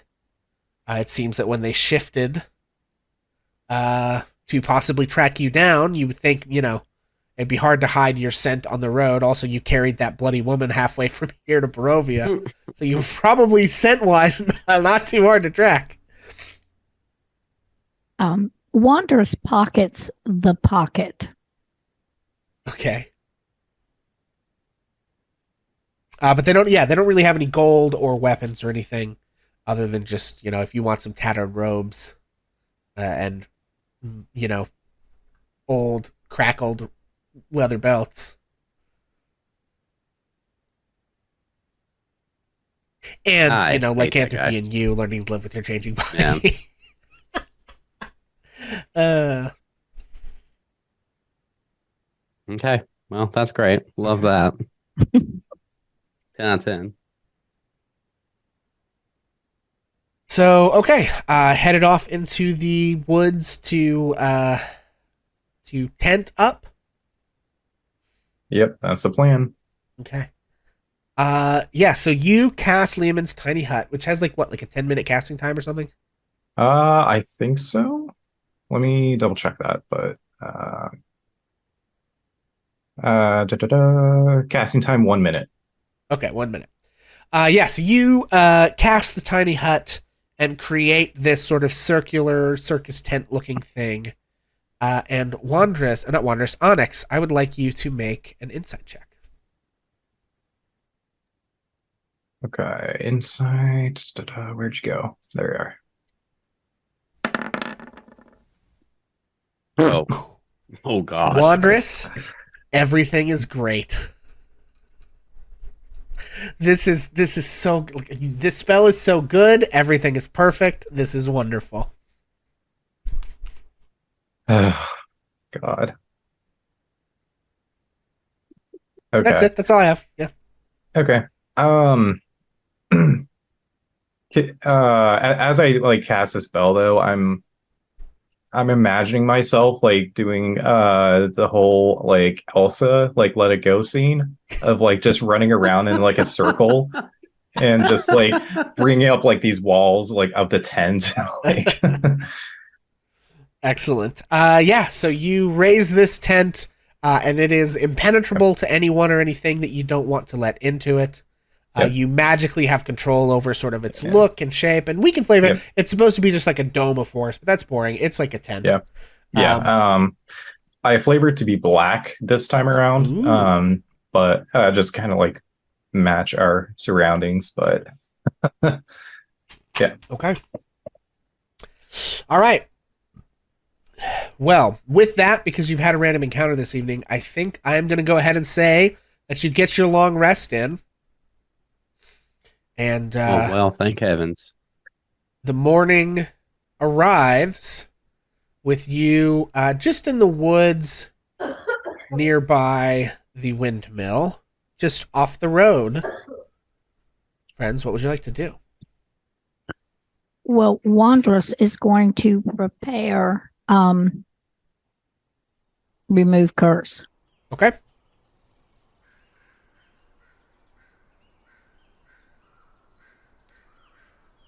Okay, yeah, you have remove curse prepared. What would you guys want to do? Well, I'm going to read and see what it says because I've never had that spell before. And I spent the rest, I've been spending that time thinking about all my spells. As soon as I got up this morning before Ash woke up, I really pondered this thing that I have. Is whenever Ash awakes, I'm ready to go. Okay. Ash, you may want to roll your token again. It's been like 2 years since she's had to do that. Hey. All right, and Ash wakes up different today. Ash is Fem Ash for the moment. Nice. Of course, Wanders has been watching Ash, just waiting for me to wake up, and he just shakes his head and says, "How do you do that?" Oh wait, was that like an actual question to me, or I feel like Ash doesn't really do what? Well, sometimes you look one way and sometimes you're different. It always happens to you in the morning. Is it something you dream about? I never really thought about that. I don't know. Some days I just wake up and this is who I am, and sometimes I guess I just feel different on the inside. Although with that being said, I can look however I want at any time, with the exception I've found over the years. If I wake up presenting female, I can only change into other female forms. I can't change to a male form. But if I'm male, I can change into any male form, but not female. I don't know why. Can you change into today the male form of a female? Like you would look like the male version of somebody, a woman. Okay. I don't know. So with changeling, does it have to be something they've seen, or is it just like they can change any aspect, right? Yeah, I think it's described that like they can kind of change any way that they want to, but that oftentimes changelings will have different, like, I forget what they call them, sort of aspects or like forms they take, personas and different masks, right? And that sometimes those things go together, like that they'll have, you know, if they've got like a persona that's good at bartering with people, then they like always transform into that when they go to do that thing. But it also, like, we can kind of do whatever we want with it. So I think that's the lore as written, but I think it's up to you. For sure. Well, and obviously I've changed it to where I am unable to, depending on how, you know, the flip works, I'm obviously unable to change. And I think it also changes, like, like changelings that live in groups often behave very differently from like changelings that are not sort of socialized around other changelings, which Ash would not have been. So there's certain things about how changeling culture is that Ash wouldn't really, you know, participate in. So I suppose my answer would be, I suppose I could try. I never really thought about it. Hey, next time you present as female, see if you can come up with a female version of me. I'd love to see it. How are you feeling this morning, Ash? I have the spell prepared. So I'm assuming I'm still pretty out of it and Ash, feverish. You feel fucking amazing. Holy shit. You feel so good, dude. Like, you can smell everything. It's like you have like superpower. Like, you just feel like you had a horrible night, right? Night sweats, nightmares, dreams about like tearing the throat out of anything and anyone you came across, endless bloodlust, a bright red moon in a sky dripping with blood, like the whole shebang, right? But you feel now really good. Link, a blood moon rises. Yeah. Okay. That's it. Anyway, but yeah, no, like you feel strong. You feel like healthy. You feel like you could like run a marathon and then like eat a giant steak and then have an orgy. Like, you feel great. Yeah. Hell yeah. I feel wonderful, actually. Surprisingly, it was rough last night, but I feel really good now. Well, do you want me to remove this curse, or are you happy with it and want to stay this way? Oh, God. Look, I prepared it. Okay, I prepared it just for you, Ash. How was your night last night after we went back to bed? Oh, definitely not great. I did not feel good. Nightmares, which, you know, kind of par for the course here, I suppose. But well, then I think that answers our question. And Wandrous reaches out and touches you on the forearm where you were bitten. And that's all he does. But he's concentrating, you can tell that. And instantaneously. Yeah, so you are casting Remove Curse, and Ash wants to be decursed. Is that what I'm understanding? that's probably for the best. Okay, yeah, so Wandrous, My man drops superpowers in my lap, and I'm just gonna be like, I mean, you know, there may be downsides, right? maybe I might want to eat everybody. That might be a sort of a Faustian bargain. I don't know. Would I do a thing like that? Wandrous, you reach out and touch Ash's arm. And Ash, you sort of feel like the muscles in your arm kind of contract and shake. And you actually feel this sort of lancing pain. And Wandrous, as you touch the arm, you feel drawing out of the wound, and then you can actually see drawing out of the wound this sort of like wisping red smoke-filled kind of orb.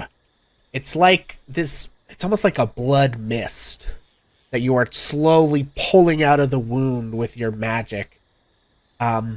And once you have, and you can see like actually where the bite was this sort of along the veins was this crawling kind of, infection looking thing. And you are like pulling it back out. And when you end up with an orb sort of floating above the wound about the size of a human heart, you have the sense that you have pulled all of it out. And then you clench your hand and it sort of just like vanishes into a mist.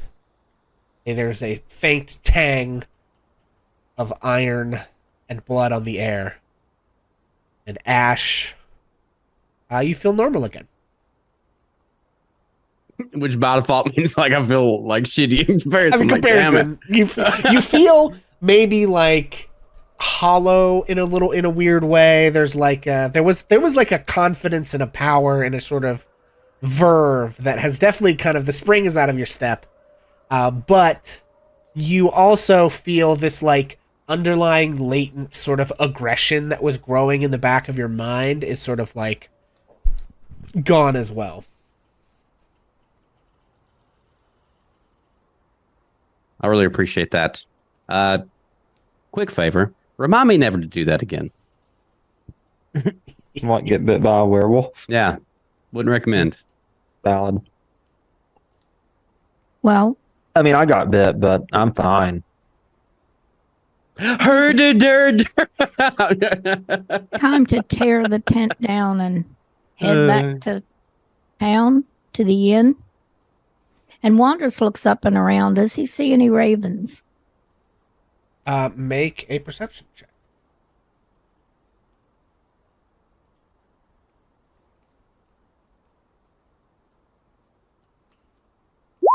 A 24.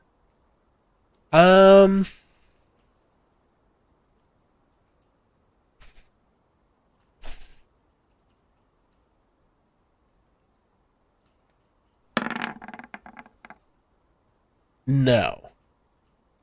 I don't think you do see any ravens today. Okay. Then he says to the group, we'd better get a move on. Our watchers are not here to protect us. And he's ready to head on out. I'm right behind you. Okay. 1 second.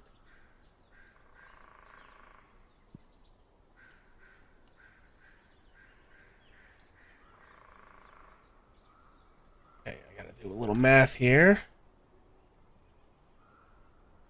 Yay, math. Get off your ass. Let's do some math. Oh, no.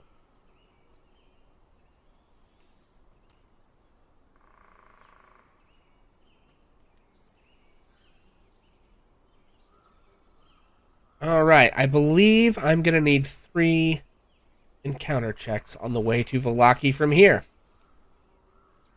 So. Well, I took first watch, so I'll leave the encounter checks to you all. And I'm worn out from the whole remove curse. Actually, okay. Yeah. So you make your way down the road, and you come to just about the first bend in the road here. And I would like somebody to roll me a D12, I think, or is it a D? I don't know, D20. Okay, I'll roll the first. 20. Okay. Hell yeah. I need a D12 plus a D8. No. Okay. Oh, come on.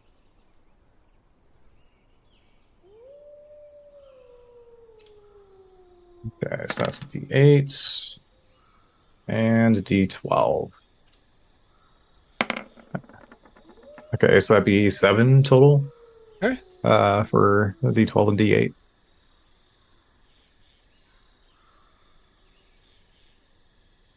Okay. Let's see.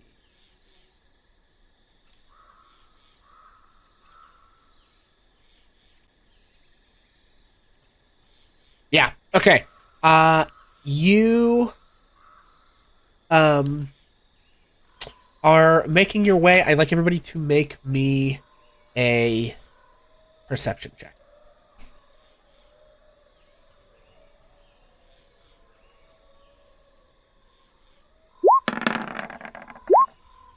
Wandrous rolled a 26. Ash has 15. I think you're muted, Omega. Yep. Yeah, Onyx has a 20. Okay. And Cass?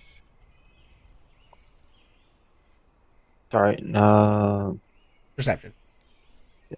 Oh, my bad. I accidentally did persuasion.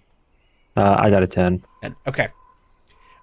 Yeah, so in the woods, I think Ash, Wandrous, and Onyx, you find just off the side of the road, hidden in some underbrush, some leather bundles.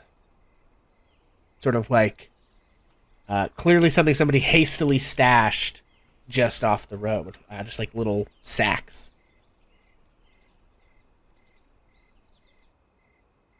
Okay. Oh boy.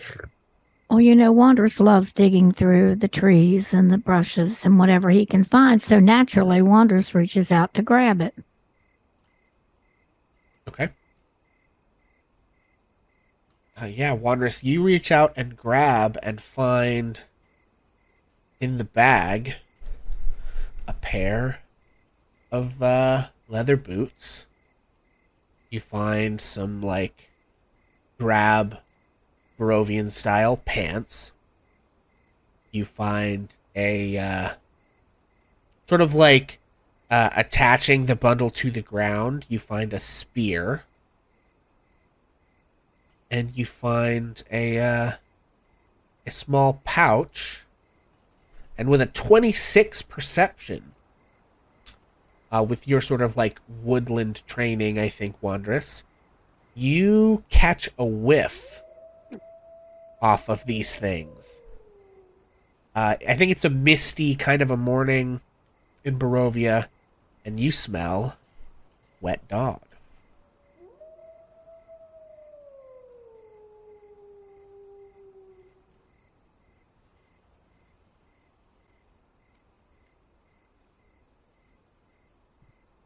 This smells of wet dog. Do you think at one point it was one of those things, those werewolves? Or maybe there's more of them. Yeah, there definitely could be more. These are the first ones that we've encountered, and we don't really know if there's more or not, so. Wandrous stops and listens and is very quiet for a minute. Of course, we've been walking along, right? Not being quiet. I mean, you're at like all, a mile now, away from the windmill. Mile and a half away from the windmill. Yeah. But he stops and listens very carefully. Yeah, Wandrous, make a survival check. Oh, God.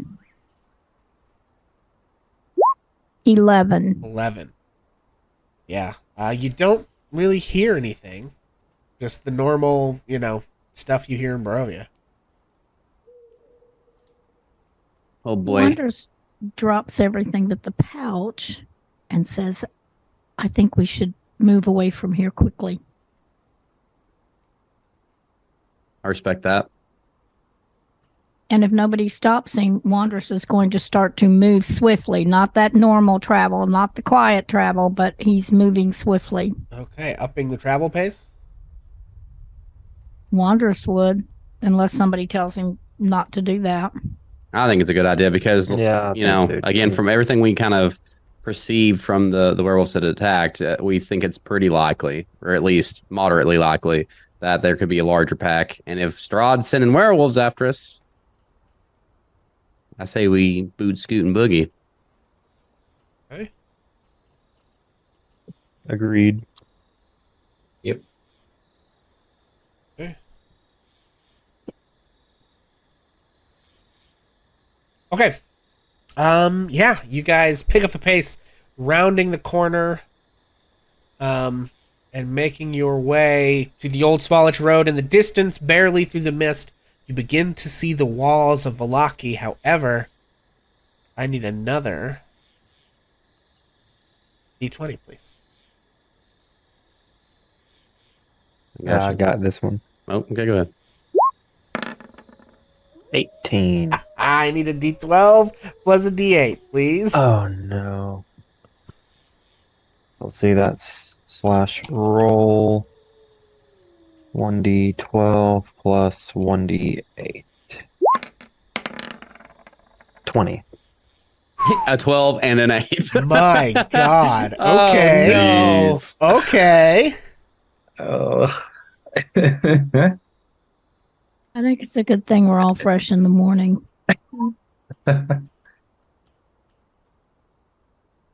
Except Oh, I've boy. already used a spell. One of my best ones. Don't get bit. We Okay. gotta wait. All right. Hang on, friends. I do. All right.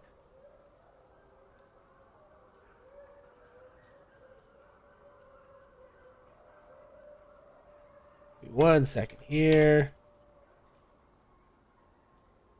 And I'll tell you right now, before you do anything else, Wanderers is looking back up to see if there are any crows in the air now. Okay. So that's a perception check, right? Sure. Okay. Yeah. What are you all's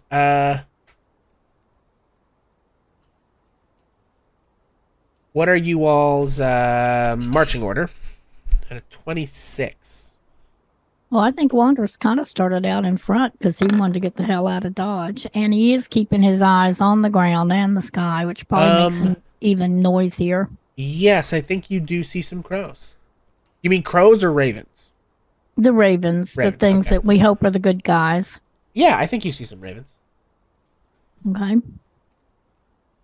How far away are they? They're sort of circling above.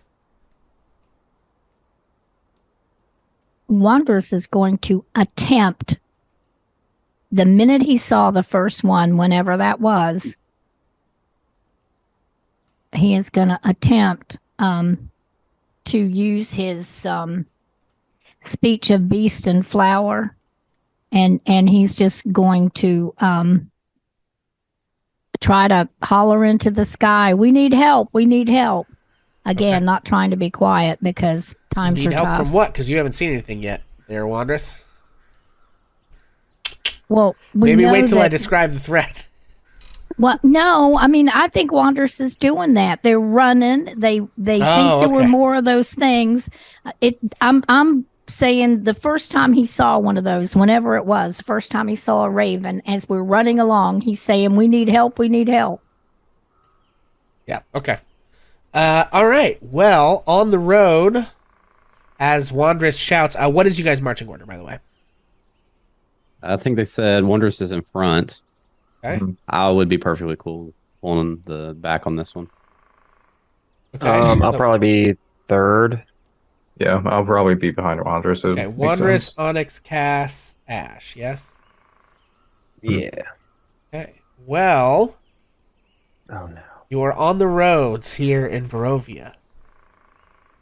As you walk in the distance, you see a figure walks alone, with the stride and bearing of one who knows no fear.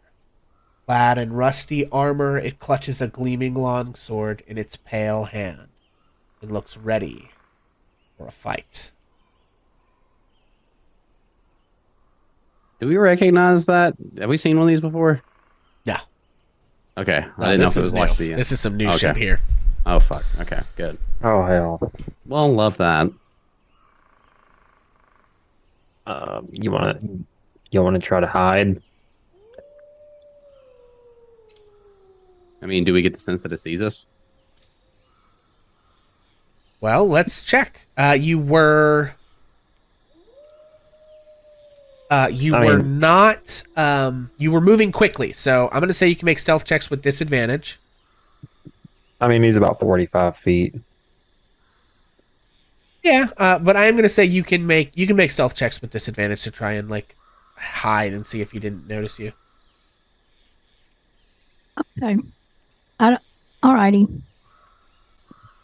As soon as Wanderers sees him, of course, Wanderers, like I said, has been shouting at the birds and running along. He does this number, points ahead, and then heads for the side of the road. And did you say stealth? Yes, with disadvantage because you're fast travel place. Oh no! Also, we got did like- describe Wandress as shouting to the birds. So I think- did. So that yes. that makes sense. Yeah.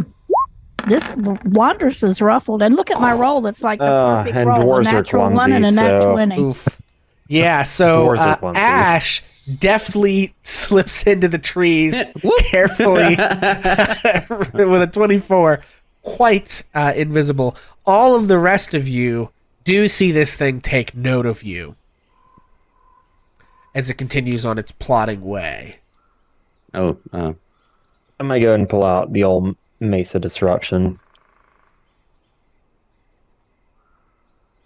I think Wanderers is in a loud mood. Wanderers shouts out it. I think he does and says, "Hey, who are you?" Oh no! Okay. This thing I like sort of continues forward. I'm going to give him half his movement speed forward. And says, "Who am I? Who are you?"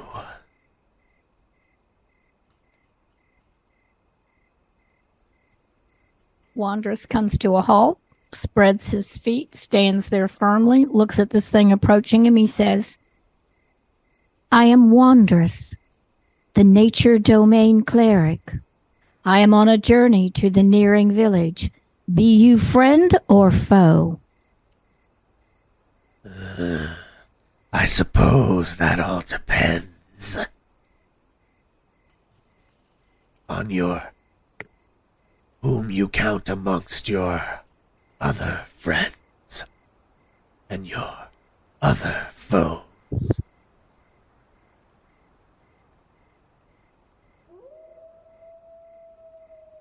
I love a good pie, and I know a fine pie maker.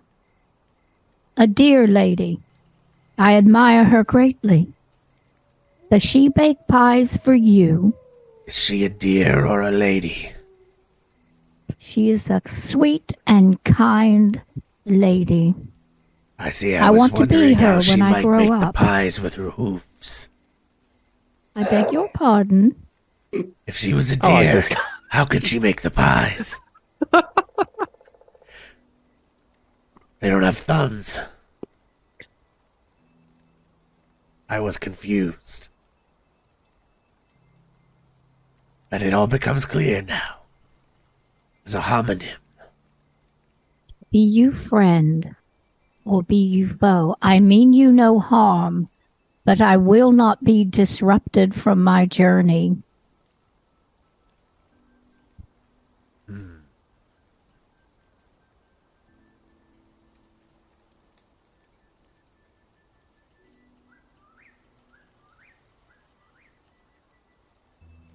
I do not recognize you.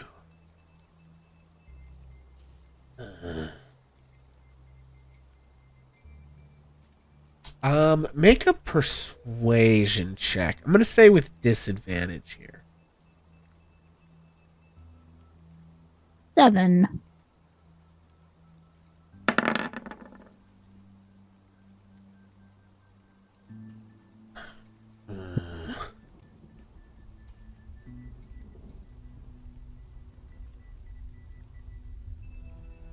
He moves a little closer.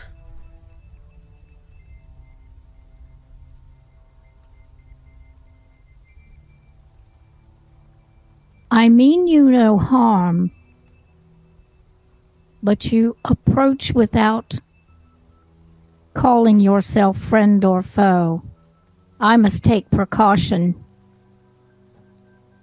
And Wanders reaches for thither, but he doesn't like put the arrow, he doesn't get in full thing, but he's getting ready. Be you friend or be you foe? There is only one question that matters here in Barovia. Only one friend or foe of import. I am no friend of Strahd.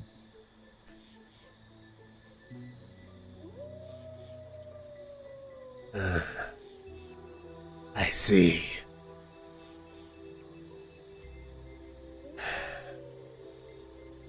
In that case, I am no foe.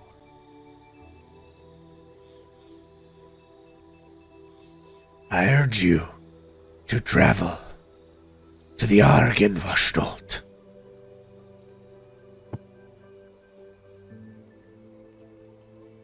There is one there. Vladimir the Horn Guard, leader of a fallen order of knights. He might help you if you oppose the devil.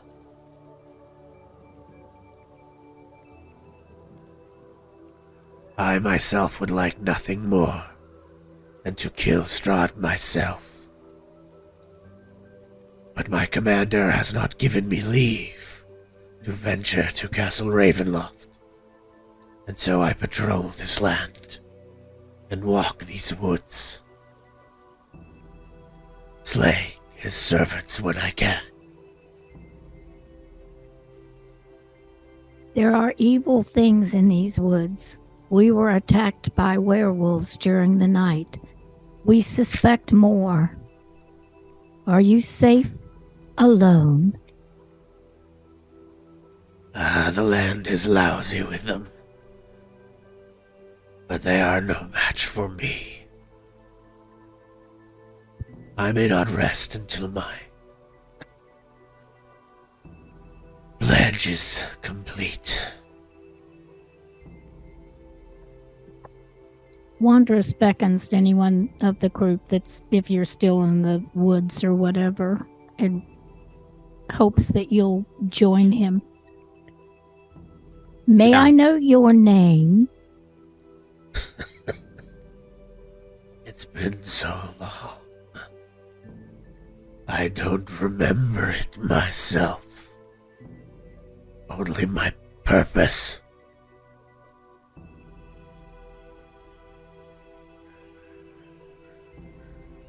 What is your purpose? To walk these woods and kill the servants of Strahd until the one to whom I swore my allegiance gives us leave to take the castle. How many of you are there? I do not know how many remain. There used to be a grand company, the Order of the Silver Dragon. But we were annihilated, defending this valley against Strahd's armies, even before he fell to what he is now. I know not who remains, only my oath of vengeance. You mention your commander. May I know their name? Vladimir Horngard, as I said.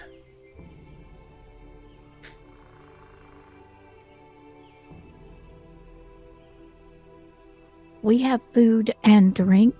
May we share with you? I neither hunger nor thirst. My He cause said- is all that keeps me going. And Does as your you, heart- as this man is approached, you see, deathly pallor, rotten flesh. This creature is undead. May I give you a name? I am Wanderous. This is Ash, and Onyx, and Kaz. We would be no foes together with you. May I call you No Foe? I am not worthy of a name until my task is complete. I wish you well. Did he, before we this interaction, did he say where we could find Vladimir? Yes, he mentioned a place called Argenvostolt. I will put it in chat here. Okay, Yeah, cool. I couldn't understand that. I'm sorry.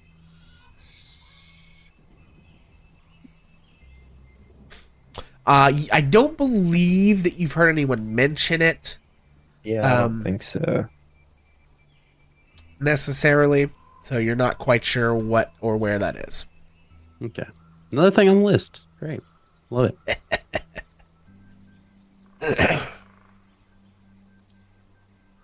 I think that Onyx would move aside and let him pass. Okay. What about everybody else? Yeah. I mean, I don't quite have anything. Yeah. Okay. Yeah, if nobody has anything else to say, he makes his way past and sort of wanders off, leaving you on the road. Bye, buddy. Hope you find your dad. That was a interesting encounter. Could have gone very differently. Yeah. I got plot twisted there. I'm not gonna lie. Thank Okay. you for your level head, Wondrous. Doesn't happen often. I'll tell you, that was a good way to play that because that guy's nasty. Absolutely nasty. Yeah. That would have been a Kinda got those vibes. bad fight. Okay. All right. And you once again make your way to Valaki. And at this point, the guards, I believe, recognize you and let you in. And you find Valaki is not much changed since the last time you were here. It is still tense and uncomfortable. Most places in town. What would you like to do now that you're here? I suppose go to the tavern.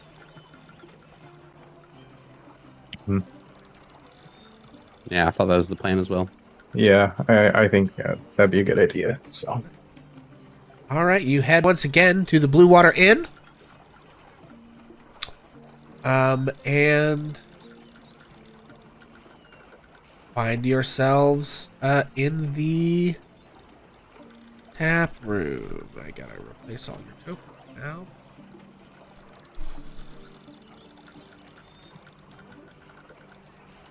There we are. What time of day is it now? Well, you started first thing in the morning, and it's only about 4 or 5 miles, and some of that you took at a hefty pace. So I'm gonna say it's not quite lunchtime.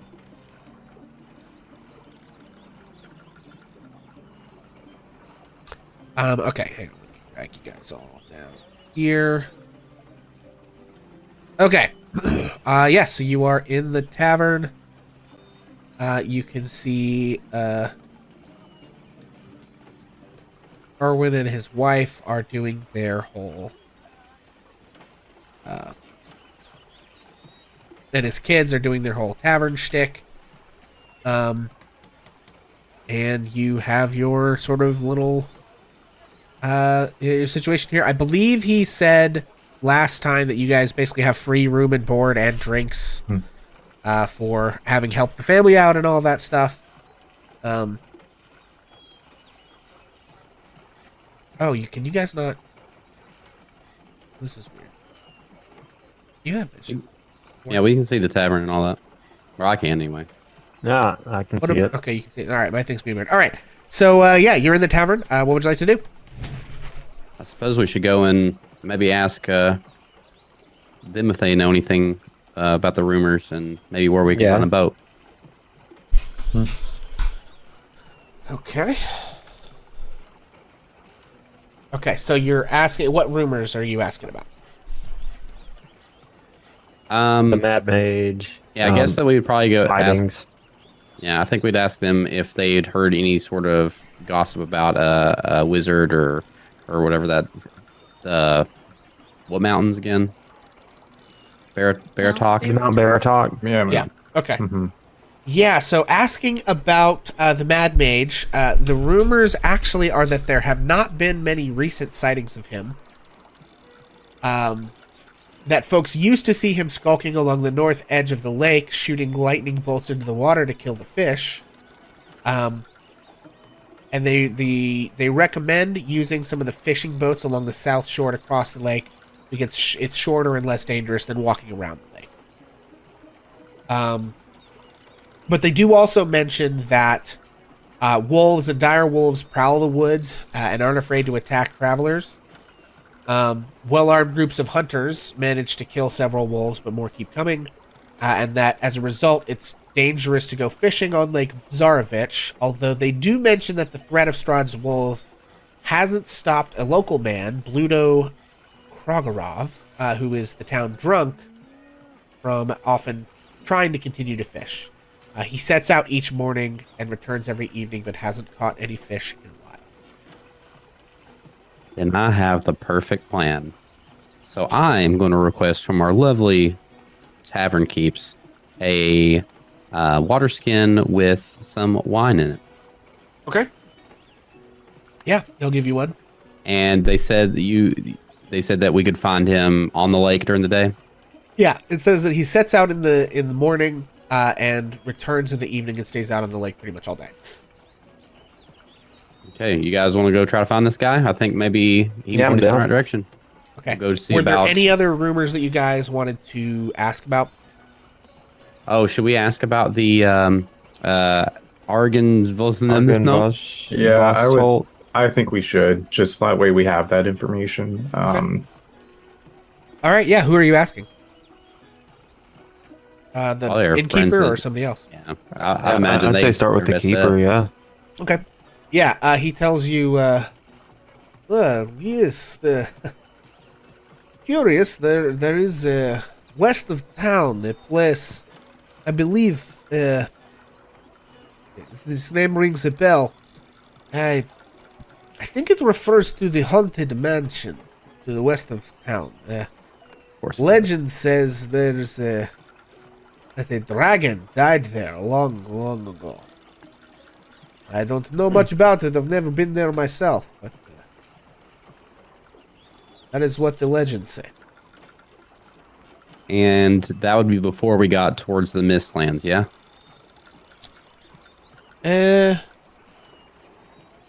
Let me think. We do see the signs for it on the way to the Wizard of Wine's winery. I believe that once you cross the river and make it back into the woods, is a road to the south will lead you there.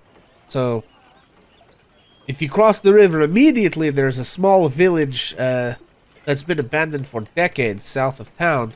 Right, you head south and follow the Lunar River. Their burgomaster committed some terrible offense and incurred the wrath of Strahd long, long ago. But if you continue past the pathway along the Lunar River into the woods and take the next road south, I believe it will lead you there. Excellent. And I think the only other thing that I would like to ask about is, have you guys heard of a saint? What's the abbey that we were talking about? Was it an abbey? Are you asking Markovia? me? Or? Markovia Yeah, yeah. Abbey. Yeah, St. Markovia Abbey. Have you heard of that? Yes, I've heard of the Abbey of Saint Markovia. Is in the town of Kretsk, the last town to the west before you hit the mist. Gotcha. We just kind of needed a little bit of a geography lesson before we set out. Yeah, We super the appreciate village of Kretsk lies near the edge of the Valley of Borovia. The wall of mist that marks the border is visible from there, I hear. We typically don't go quite so far to the west, the winery being further to the south, and I have not been that way in some time. But I know our family often delivers wine there as well. their burgomaster, Dmitry Kretskov, his family, keeps good relations with the Wizard of Wines. Okay, excellent. Well, I think that we are off to find ourselves a wayward wizard. Yep. All right. Well, as always, you're welcome here, friends. If there is anything else I can do for you, please let me know. We will probably need to get food supplies before we leave the next time. Do we get that here also, or is there a shop in town? I believe I can help supply you with some food. Sure. I feel like we will be back this evening. Have you heard anything out of usual about the church or your problem with the Burgermeister? And Wanderers would say that fairly quietly.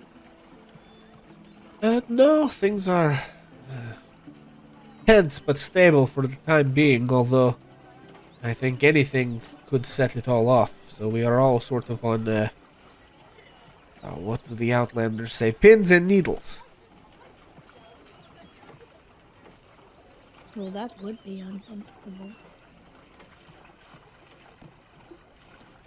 Okay, so you guys are headed to the Lake Zarovich, yeah? Yep. Okay. Looking for a boat, baby. Alrighty.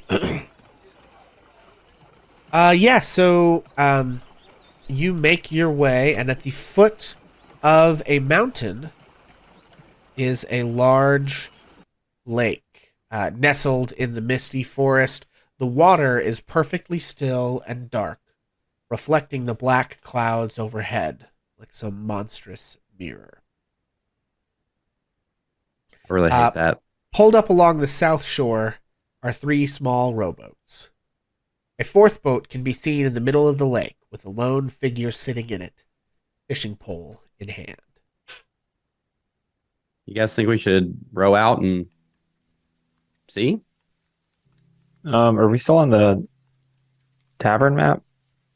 Yeah, sorry, I can move you to Barovia. Okay, I was just curious. I think we should go offer our friend a drink. Maybe since he's the only one that really goes out there now, maybe he's seen something. Maybe. Yeah, I mean, might be a good idea to get to know him a little bit more as well. Cool. How many of us can fit in each boat?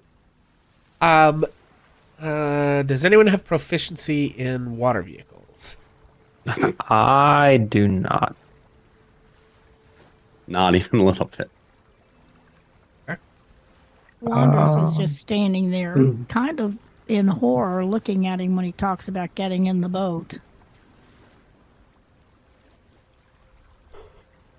Okay, yeah, I'm not proficient in that. Okay, so you can't really tell. You think one of these things will support all of you, but it's tough to say. No one's really good at boats. I mean, there's more here. We could like split up to a boat.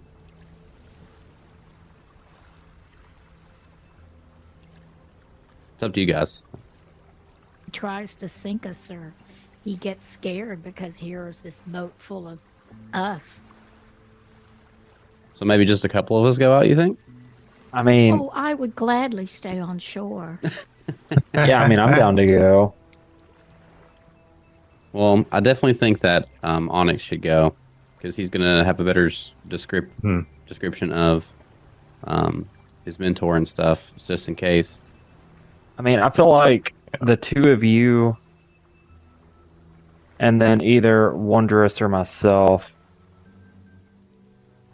could Yeah, go. But I don't think all four. Like, I don't think all 4 of us could go at the same time. Not in the same boat. But if you would rather you two go and then Wonders and I stay back, that'd be fine too. By all means, you already said that you would like to go, and that's totally cool with me. I think that if that is the plan, that Ash would probably hand one of the two the the water skin full of wine and Mhm. bargaining chip. Yeah.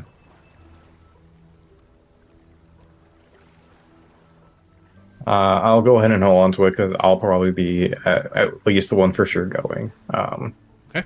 So Yeah, Okay. I don't mind a bit staying behind with Wonders. I don't think we should completely split up and leave one No. alone. So Okay. I agree. I mean, okay, well, Onyx and I can go then. Okay.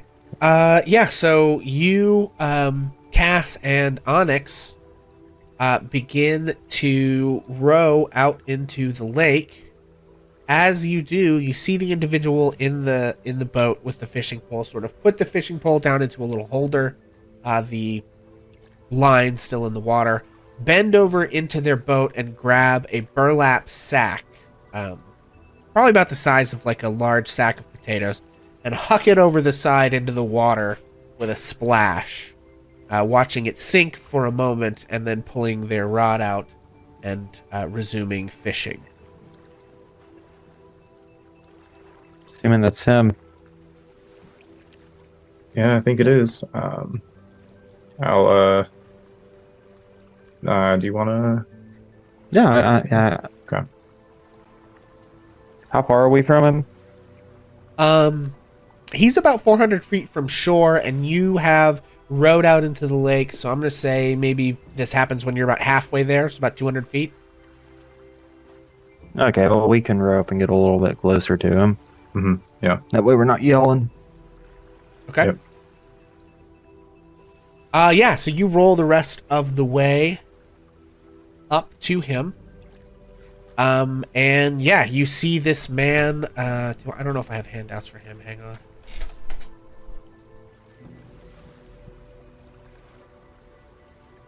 I don't have like a handout for him.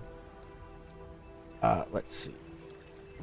But yeah, you see he's kind of a thick-necked man with like a mustache that doesn't really connect up under his lip, and a small goatee and sort of a mop of thinning hair on top, dressed in kind of threadbare and poor Barovian clothing. And as you approach, he's just sort of sitting in the boat, holding his fishing rod and smiling. Hello, friend. Having any luck? Yeah, what's that now? Having any luck? Had some luck. Right threw it in the lake. Yeah, catch me some fish.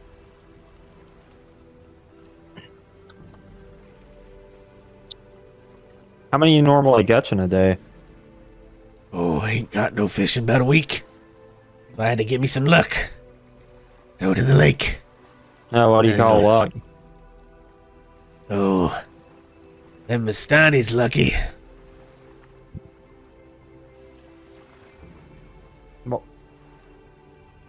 Wait, what do you mean? They're lucky. You just threw a person into the lake? Yeah. Well, then Vistani. God. Lake will give me the fish now. I know it. I know it.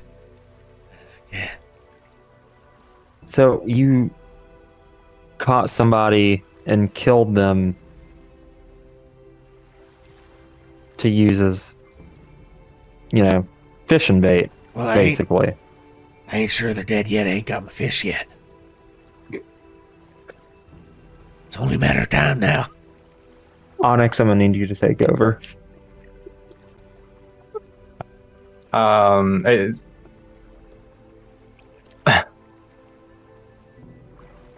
okay. Mechanical question. Yes. Misty Step. Can I go into the water with it? I believe it says a point you can see within range. So I think Okay. as far down into the water as you could see, you could Misty Step into it. Which is Okay. probably the range of... I think 30 feet is fair. Yeah, it's a pretty deep lake. It's 30 feet. Yeah. Am I able to see the sack that he threw in? Yeah, go ahead and make a perception check for me. Okay.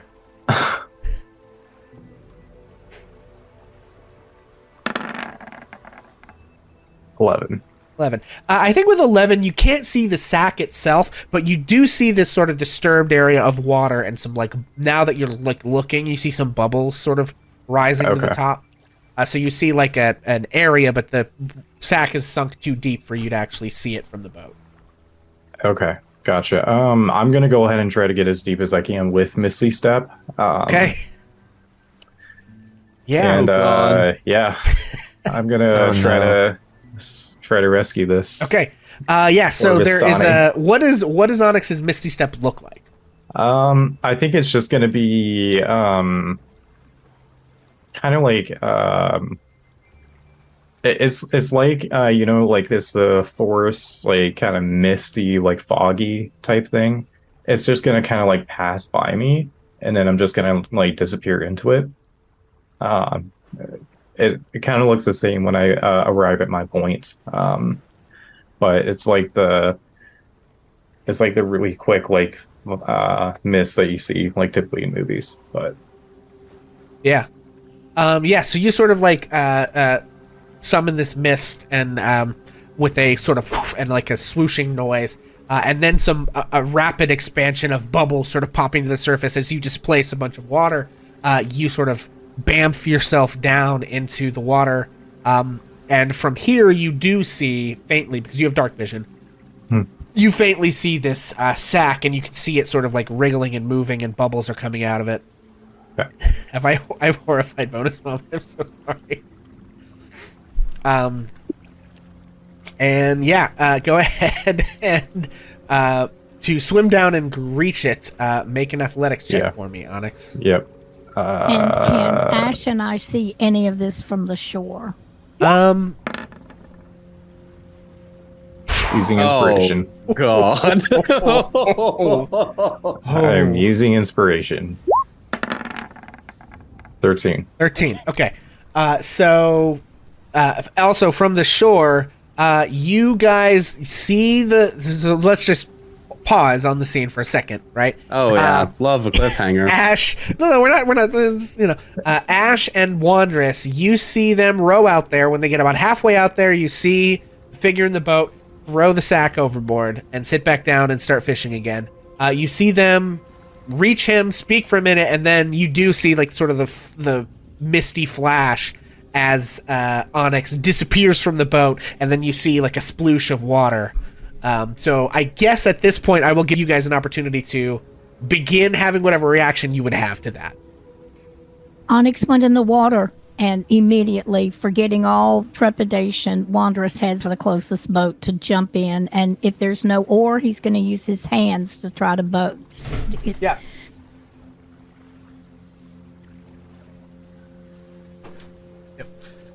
Yeah. Okay. What about you, Ash? Oh, I mean, I'll be like, okay, right behind you, and just jump in the boat. Yeah. So you guys get in the boat and begin. There are oars on it, and you begin rowing out there. With the 13, Onyx, you are able to swim down and reach this sack. Okay. I'm gonna go ahead and like I wonder if I'm trying to think if I have any other spells that I can use like help me with this. Well, if you're holding it, can you Misty Step again with it? Will it go with you? Misty Step, let me read it. It doesn't specify on that. What? I'm sorry. What's the question? Misty Step, if I could If you can hold take on someone, to. I don't think you can. I was gonna say I think Misty Dimension Step Door you can't. specifies that you can. Yeah. So I think unless it's specified, no. Gotcha. Okay. But yeah, with the 13, you were able to get down there and get the sack, or like grab a hold of it. Okay. Gotcha. Let me see.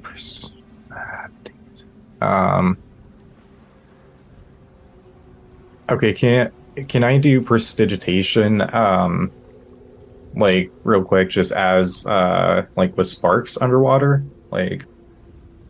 Because in order, what effect are you trying to accomplish with that? essentially, just like it says you can create an instantaneous, harmless sensory effect. So as a shower of sparks, like wind or music, stuff like that. I doubt it, but I just wanted to double check. If not, that's fine. I mean, given that it says a sensory effect, that almost says to me like it's not really fire. It's like the image of sparks. Yeah. So it's like you can make magical sparks. Sure. I don't know that it would do like it would just be like visible. I don't know if you know what I mean. Like that's what I was trying to figure. I was just trying to think outside of the box, but I'm just gonna go ahead and grab the sack and I'm gonna just try to swim up with it. Okay. So yeah, with a 13, let me just kind of let you know mechanically what's happened here is that from the shore, the DC to swim out and reach this thing would have been 15. Boating over was only a 10. However, you did sit there and talk to him for a minute, so I was ticking up the DC as you sat there to talk to him. However, it only got up to a 12, so a 13 does get there. Plus, you get benefit from the Misty Step. Shooting down. I was gonna say. So that basically dropped it back down to a 10. So with the 13 athletics, and you actually, as you grab this thing, you're all gonna hate me for this, but you're grabbing the sack. Onyx is a small creature. This sack is not like there's not an adult Vistana in here. This is like a... Oh, God. Oh, no. So the point here is this sack is small enough for Onyx to grab. Oh, God. And begin to swim back to the surface. Get my boat over there. While all this is going on, I'm talking to this man. Sir, you can't throw people over your boat because you think they will help you catch fish. What do you mean? Nobody stopped me. I went right over. We're stopping you. Because you can't do that. You can time travel, you wizard? Don't worry, my friend's on it. You can't do that. Yeah, make an insight check. Oh, God damn it.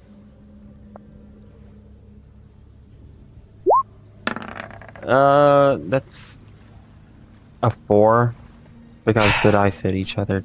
Damn it. Also, I probably haven't kept full track. Who doesn't have chat inspiration at this point, just so I can... I've got it. Okay. I'm not going to burn it on this. Yeah, that's fine. It occurred to me to ask. Does everyone still have it or no? I believe I have mine. Okay. Yeah, I have mine. All right. Yeah, so with a 4 insight check, this guy is hard to read. He's a drunkard. He seems like he's just like, I don't know, barely even conscious and coherent of anything he's doing, if that makes sense. But like, yeah, you don't really get what his deal is right now. How are we doing on getting over to them while this is happening? I think probably what happens is you're having this discussion. He is saying some unhinged sort of things that you're not exactly sure how to respond to. And I think Wandress and Ash arrive about the same time as Onyx's head breaks the surface of the water with this bag. All right, can I help pull Onyx back up into the boat? Sure. Make an athletics check for me. So you're trying to pull Onyx and the sack and 22. And not tip over your boat. But with a 22, you're able to do it. You you lurch to one side to sort of get the boat rocking that way and then grab them to counterbalance, and it sort of like shakes for a second. But you're able to get Onyx and the sack and him and all into your boat safely. What's going on? Why did you dive in the water? This man What's in the sack? threw a person into the water You're muted, Onyx. to use as fishing bait. Yeah, I was just gonna say I'm just like heavily breathing, like just coming out of the water. So. Yep. Well, What? open the bag. Are they all right? Yeah, I'll start to open the bag. Yeah. It's not like a well tied bag. right? This person is not in possession of enough faculties to make a great knot here. So you are quickly able to untie the sort of loose knot in the bag. And spilling out of the bag is a young girl. She has dark, long hair and is sort of like tied up with hemp rope and sort of falls out of the sack. She coughs and sputters up some water, but is breathing. How close is our boat to the drunk man's boat? I mean, however close you want it to be. You sort of arrived at the same time that Onyx came out of the water. I would expect you're as close as Cass's boat, which is, I don't know, within 5 or 10 feet, probably. If you're telling me how they can jump into it, that's what I'm going to do.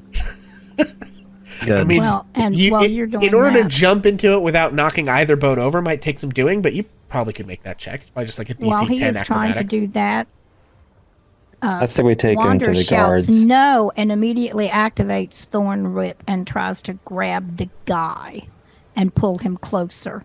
And yeah, I don't know if he's got the finesse to do it. If the Okay, guy takes so- damage, so be it. But he's going to try to Thorn Whip the guy in the boat and pull Okay. the boat towards him.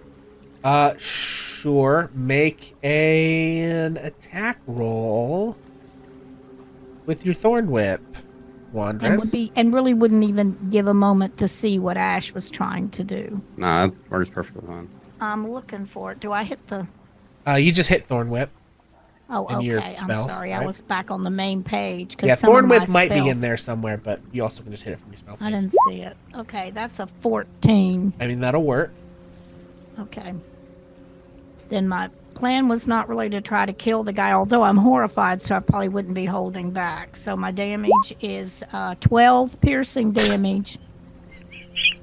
And You decapitate this guy. 12 piercing. This is a commoner with 4 hit points. He's like no saves. This guy is gone. Straight up. The I'm not holding back bit with 12 piercing damage. You lash out with this thorn. You hear a sickening crunch of bone, and his head fully is removed from his shoulder, plops into the lake, and his boat begins to fill with blood. I say we just throw him overboard. Wanderers kind of goes into a state of shock and just stands there and lets his thorn whip dwindle away limply. How's the girl? Is she all right? Prestidigitation, I'm gonna try to cover up the smell of like blood or anything around us. But I'm gonna start cutting like the ropes and everything, and stuff. Yeah, so she coughs and sputters, and sort of like you get the things off of her, and she is quite distressed, and sort of looks at you all and says, "Who are you? What is happening?" We just saved you? I think Wanderers would just try to be in whatever part of the boat would make it hard to see the other boat. Poor guy. God damn. Oh. Do you remember anything recently?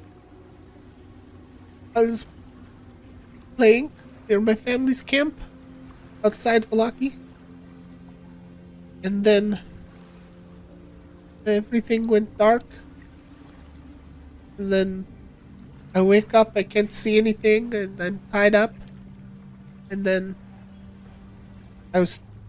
there was water.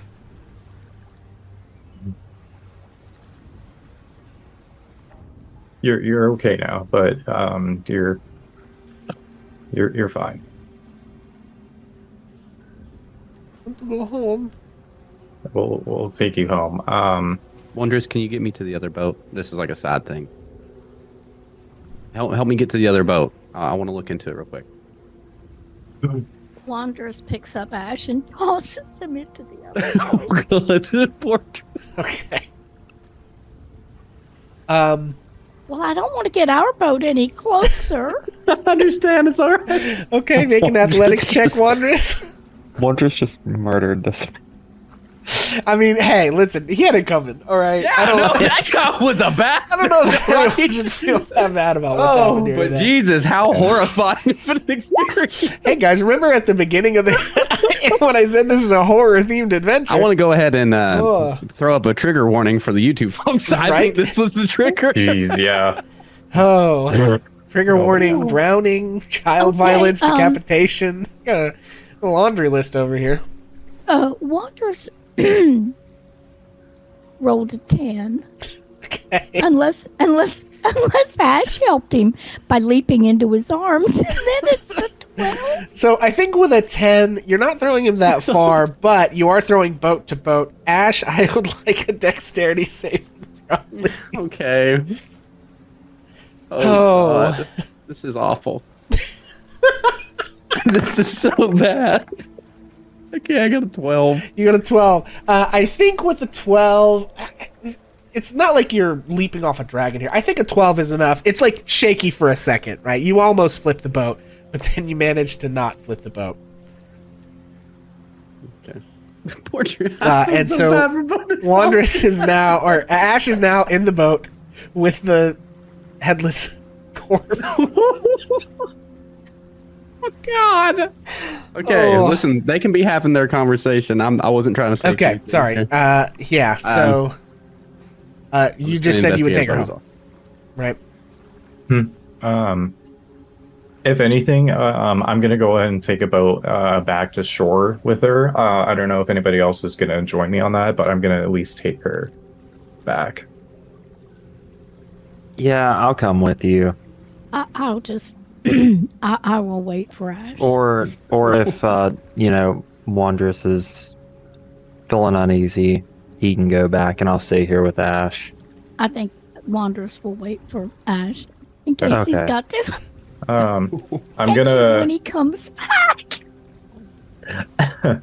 I'm gonna go ahead and use precipitation to clean up the clothes that she's wearing and stuff. Yeah. Yeah, you can like dry her out and clean her up as you head back. Yep. She says, I'm certain my father Luvash will give you a reward for saving me.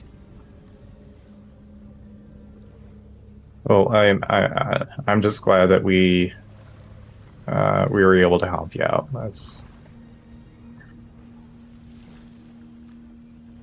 I'm glad at least you're safe. So I mean,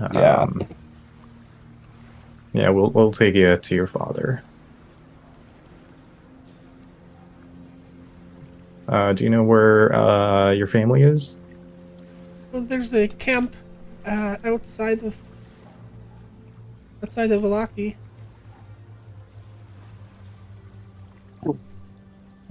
Do you know east or west side of Valaki? The west side. Okay. Yeah, I was about to say we didn't see him when we came in. Yeah, we can take you. You want to maybe? Well, yeah, we probably just try to get her back to her family. I was gonna say maybe take her to the tavern and get her some food, but Yeah, it's like right outside the gate. There are like hunting paths that go into the woods, and it's like if you go south and follow the hunting paths, like right outside the gate, you find the Vasani camp. Okay, cool. Yeah, Well, it's I like can less give... than like half a mile away from the town. Okay, gotcha. Yeah, I can give a couple of... I can give like a ration if she wants some water. Yeah, I mean, I think she probably like it gives her something to do is to eat, right? So she sort of takes that. Okay. And yeah, you guys make it back to shore. Ash and Wanderous. Oh Lord. You guys ever hear that song? Came in like a wrecking ball. I would like to investigate this man, though. That's the whole Okay. reason here. Sure. Yeah, make an investigation check. My lever fell off. Hold on. Okay. Oh heavens. 16. Okay, so there's no fish in the boat. There's no money in the boat.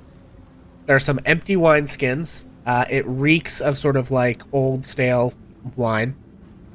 And there's not even really any like fish bait. There's just like some hooks and, line and stuff.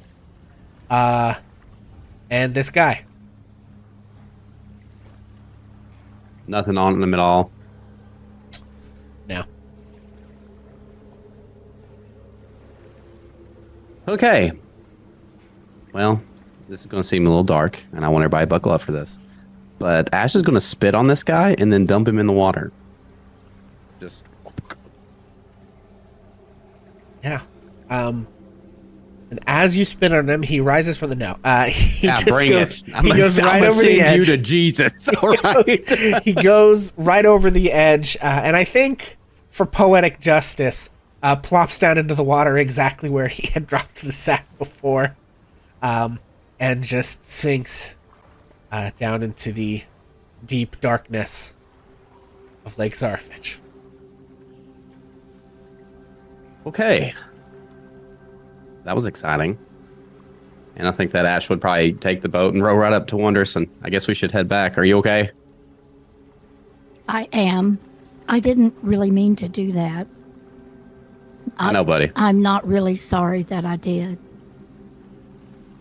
Good. I think that Wanderous is going to take something he has, hopefully. Ew, I don't. Do you have what?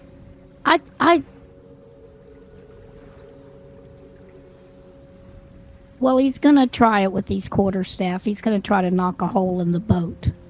Okay. Oh, the one that I'm in?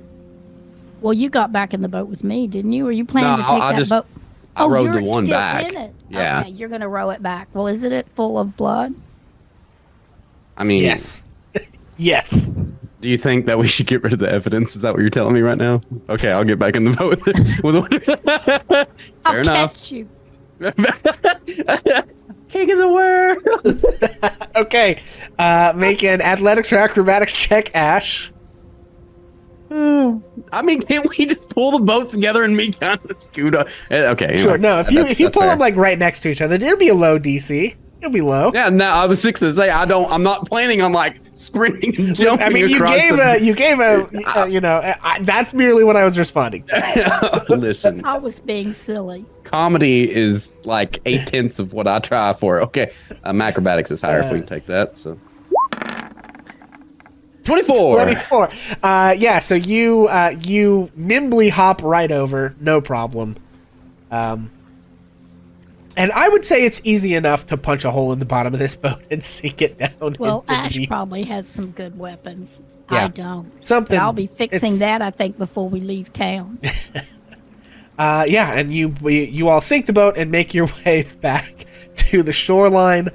You see this young girl. She looks to be about 7 years old.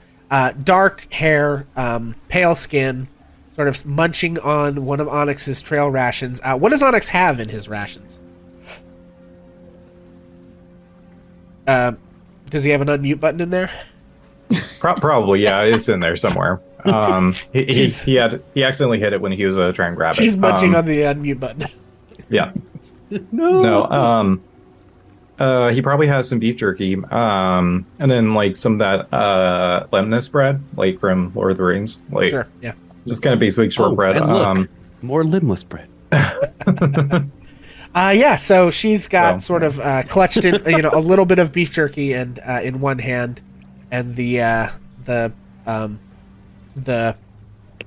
leaf wrapped little bit of shortbread in the other hand. She takes the jerky and sort of like sticks it in her mouth and like bites off a piece, and then like holds it in her mouth and just like reaches out and takes Onyx's hand. Okay, yeah, I'll take your hand. And she's sort of like munching as you guys head back into the town of Valaki. And I think that is where we are going to leave it this week. Oh God. And This is payback. for all the orphans. I know it. Oh yeah, that's I mean, she's not an Damn. orphan. She says she has a dad. I know, but you keep throwing these children at me, bro. Hey, this I can't- this is not me. I tell you what, whoever wrote this adventure cooked that shit up.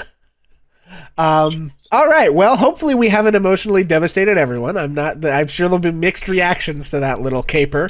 Oh, I'm good. But thanks for watching, everybody. Oh man.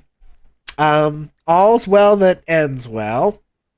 We will deal with the fallout of that next week as to the just what happens next. Not next week, 2 weeks. Anyway, we're going to do our usual sign-off, folks. In the meantime, if someone will let us know who we should raid, I guess. Although, I think VP's maybe going to play some Tears of the Kingdom, so I don't really know how that's going to work. Well, Maybe. he gets to say goodbye first. You can let him go. He can start. I mean, if and we everyone's can go headed over raid there, him. I was going to say, yeah, if everyone's headed over there, we might as well just send you guys to him. Quick, go live, VP. Yeah, quick. Well, I might Uh, stop by no remark to tell him I have my first NPC decapitation. Yeah. Oh, sweet. Proud of you, bonus mom.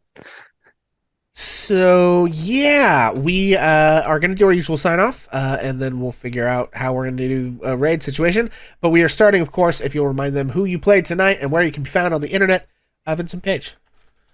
Y'all, I've been Vincent Page. I was playing Ash Fireforge, and I'm devastated. We're good though. We're gonna make it. It's gonna be fine. If you want to find me on the internet, you can find me pretty much everywhere at Vincent Page. But my main show is on Twitch, which is what we're about to do. We're about to play some more Tears of the Kingdom, which I'm very excited about. So yeah. Excellent. Omega. Hey y'all, my name is Omega. I played Honest Montarik tonight. You can find me on TikTok most of the time. Omega MT42. No special characters in between, but other than that, you can find me here every other Friday. So yeah, Excellent. and I'm also slightly emotionally damaged, but it's fine. Oh gosh. Oh, Ozzy. I'm Ozzy. I played Cass Amble Crown, and I'm fine. This is fine. Guys, we're all fine. And I, too, am about to go play some Tears of the Kingdom, but not on Twitch. Excellent. And of course, last but not least, the head taker herself, Bonus Mom. Oh, no. Hi, I'm Bonus Mom, and I played Wanderess, the nature domain cleric. You know, clerics are like healers. They stay in touch with nature. They like to And see people decapitators. survive and thrive. And that's the character I was playing tonight. I will remind everyone that at Bonus Mom, when you find her on TikTok, nearly every day that I stream, when people tell me how wholesome and kind and nice and good I seem to be, I say, well, you know, I try to be all that, but I do have an edge. It has rarely been this sharp. That's all I got to say. Woo! Oh, alrighty, folks, and I am Pixel, and I do want to say, in my defense, that I pretty much ran that encounter as is from the book. So don't blame me. Blame Wizards of the Coast for that one. You can find me here streaming D&D. Next week will be Region of Benegar. We are coming down the pike on the end of that campaign. Super excited. Very fun. And then we'll be back with more Curse of Strahd, having successfully diverted my characters once again from their stated goal. This is more like Curse of Diversion campaign. Anyway, we will be back with that. Theoretically, we think Friday the 26th, unless there's like vacations or something. Who knows? As always, kind of be on the lookout there. Things are hectic like at holiday times and during the summer. Anyway, and you can also find me here on Twitch at twitch.tv/HammerPixel, where I play games. We're doing a lot of Minecraft lately, and I don't foresee any reason why that wouldn't continue for the foreseeable future. So, thanks for hanging out, everybody. And I don't know if VP managed to go live yet. I don't know what. No, I'm still here. I'm setting stuff up though. All right. So, in the interest of that, I actually think we'll hold off on the raid, and you guys will probably just find your way over there. Anyway, so thank you guys for hanging out, and until the next time that I see you, you know, Don't decapitate Don't- any drunk fishermen. No, I was gonna say, don't let anybody throw children in a sack into a Oh, yeah, into a unless lake. they're throwing children into the lake, then definitely decapitate them. Until the next time that I see you, be kind to yourself, and I hope everyone's okay after this. Got a little intense there at the end. Yeah, great. So, thanks, and we will see you next time.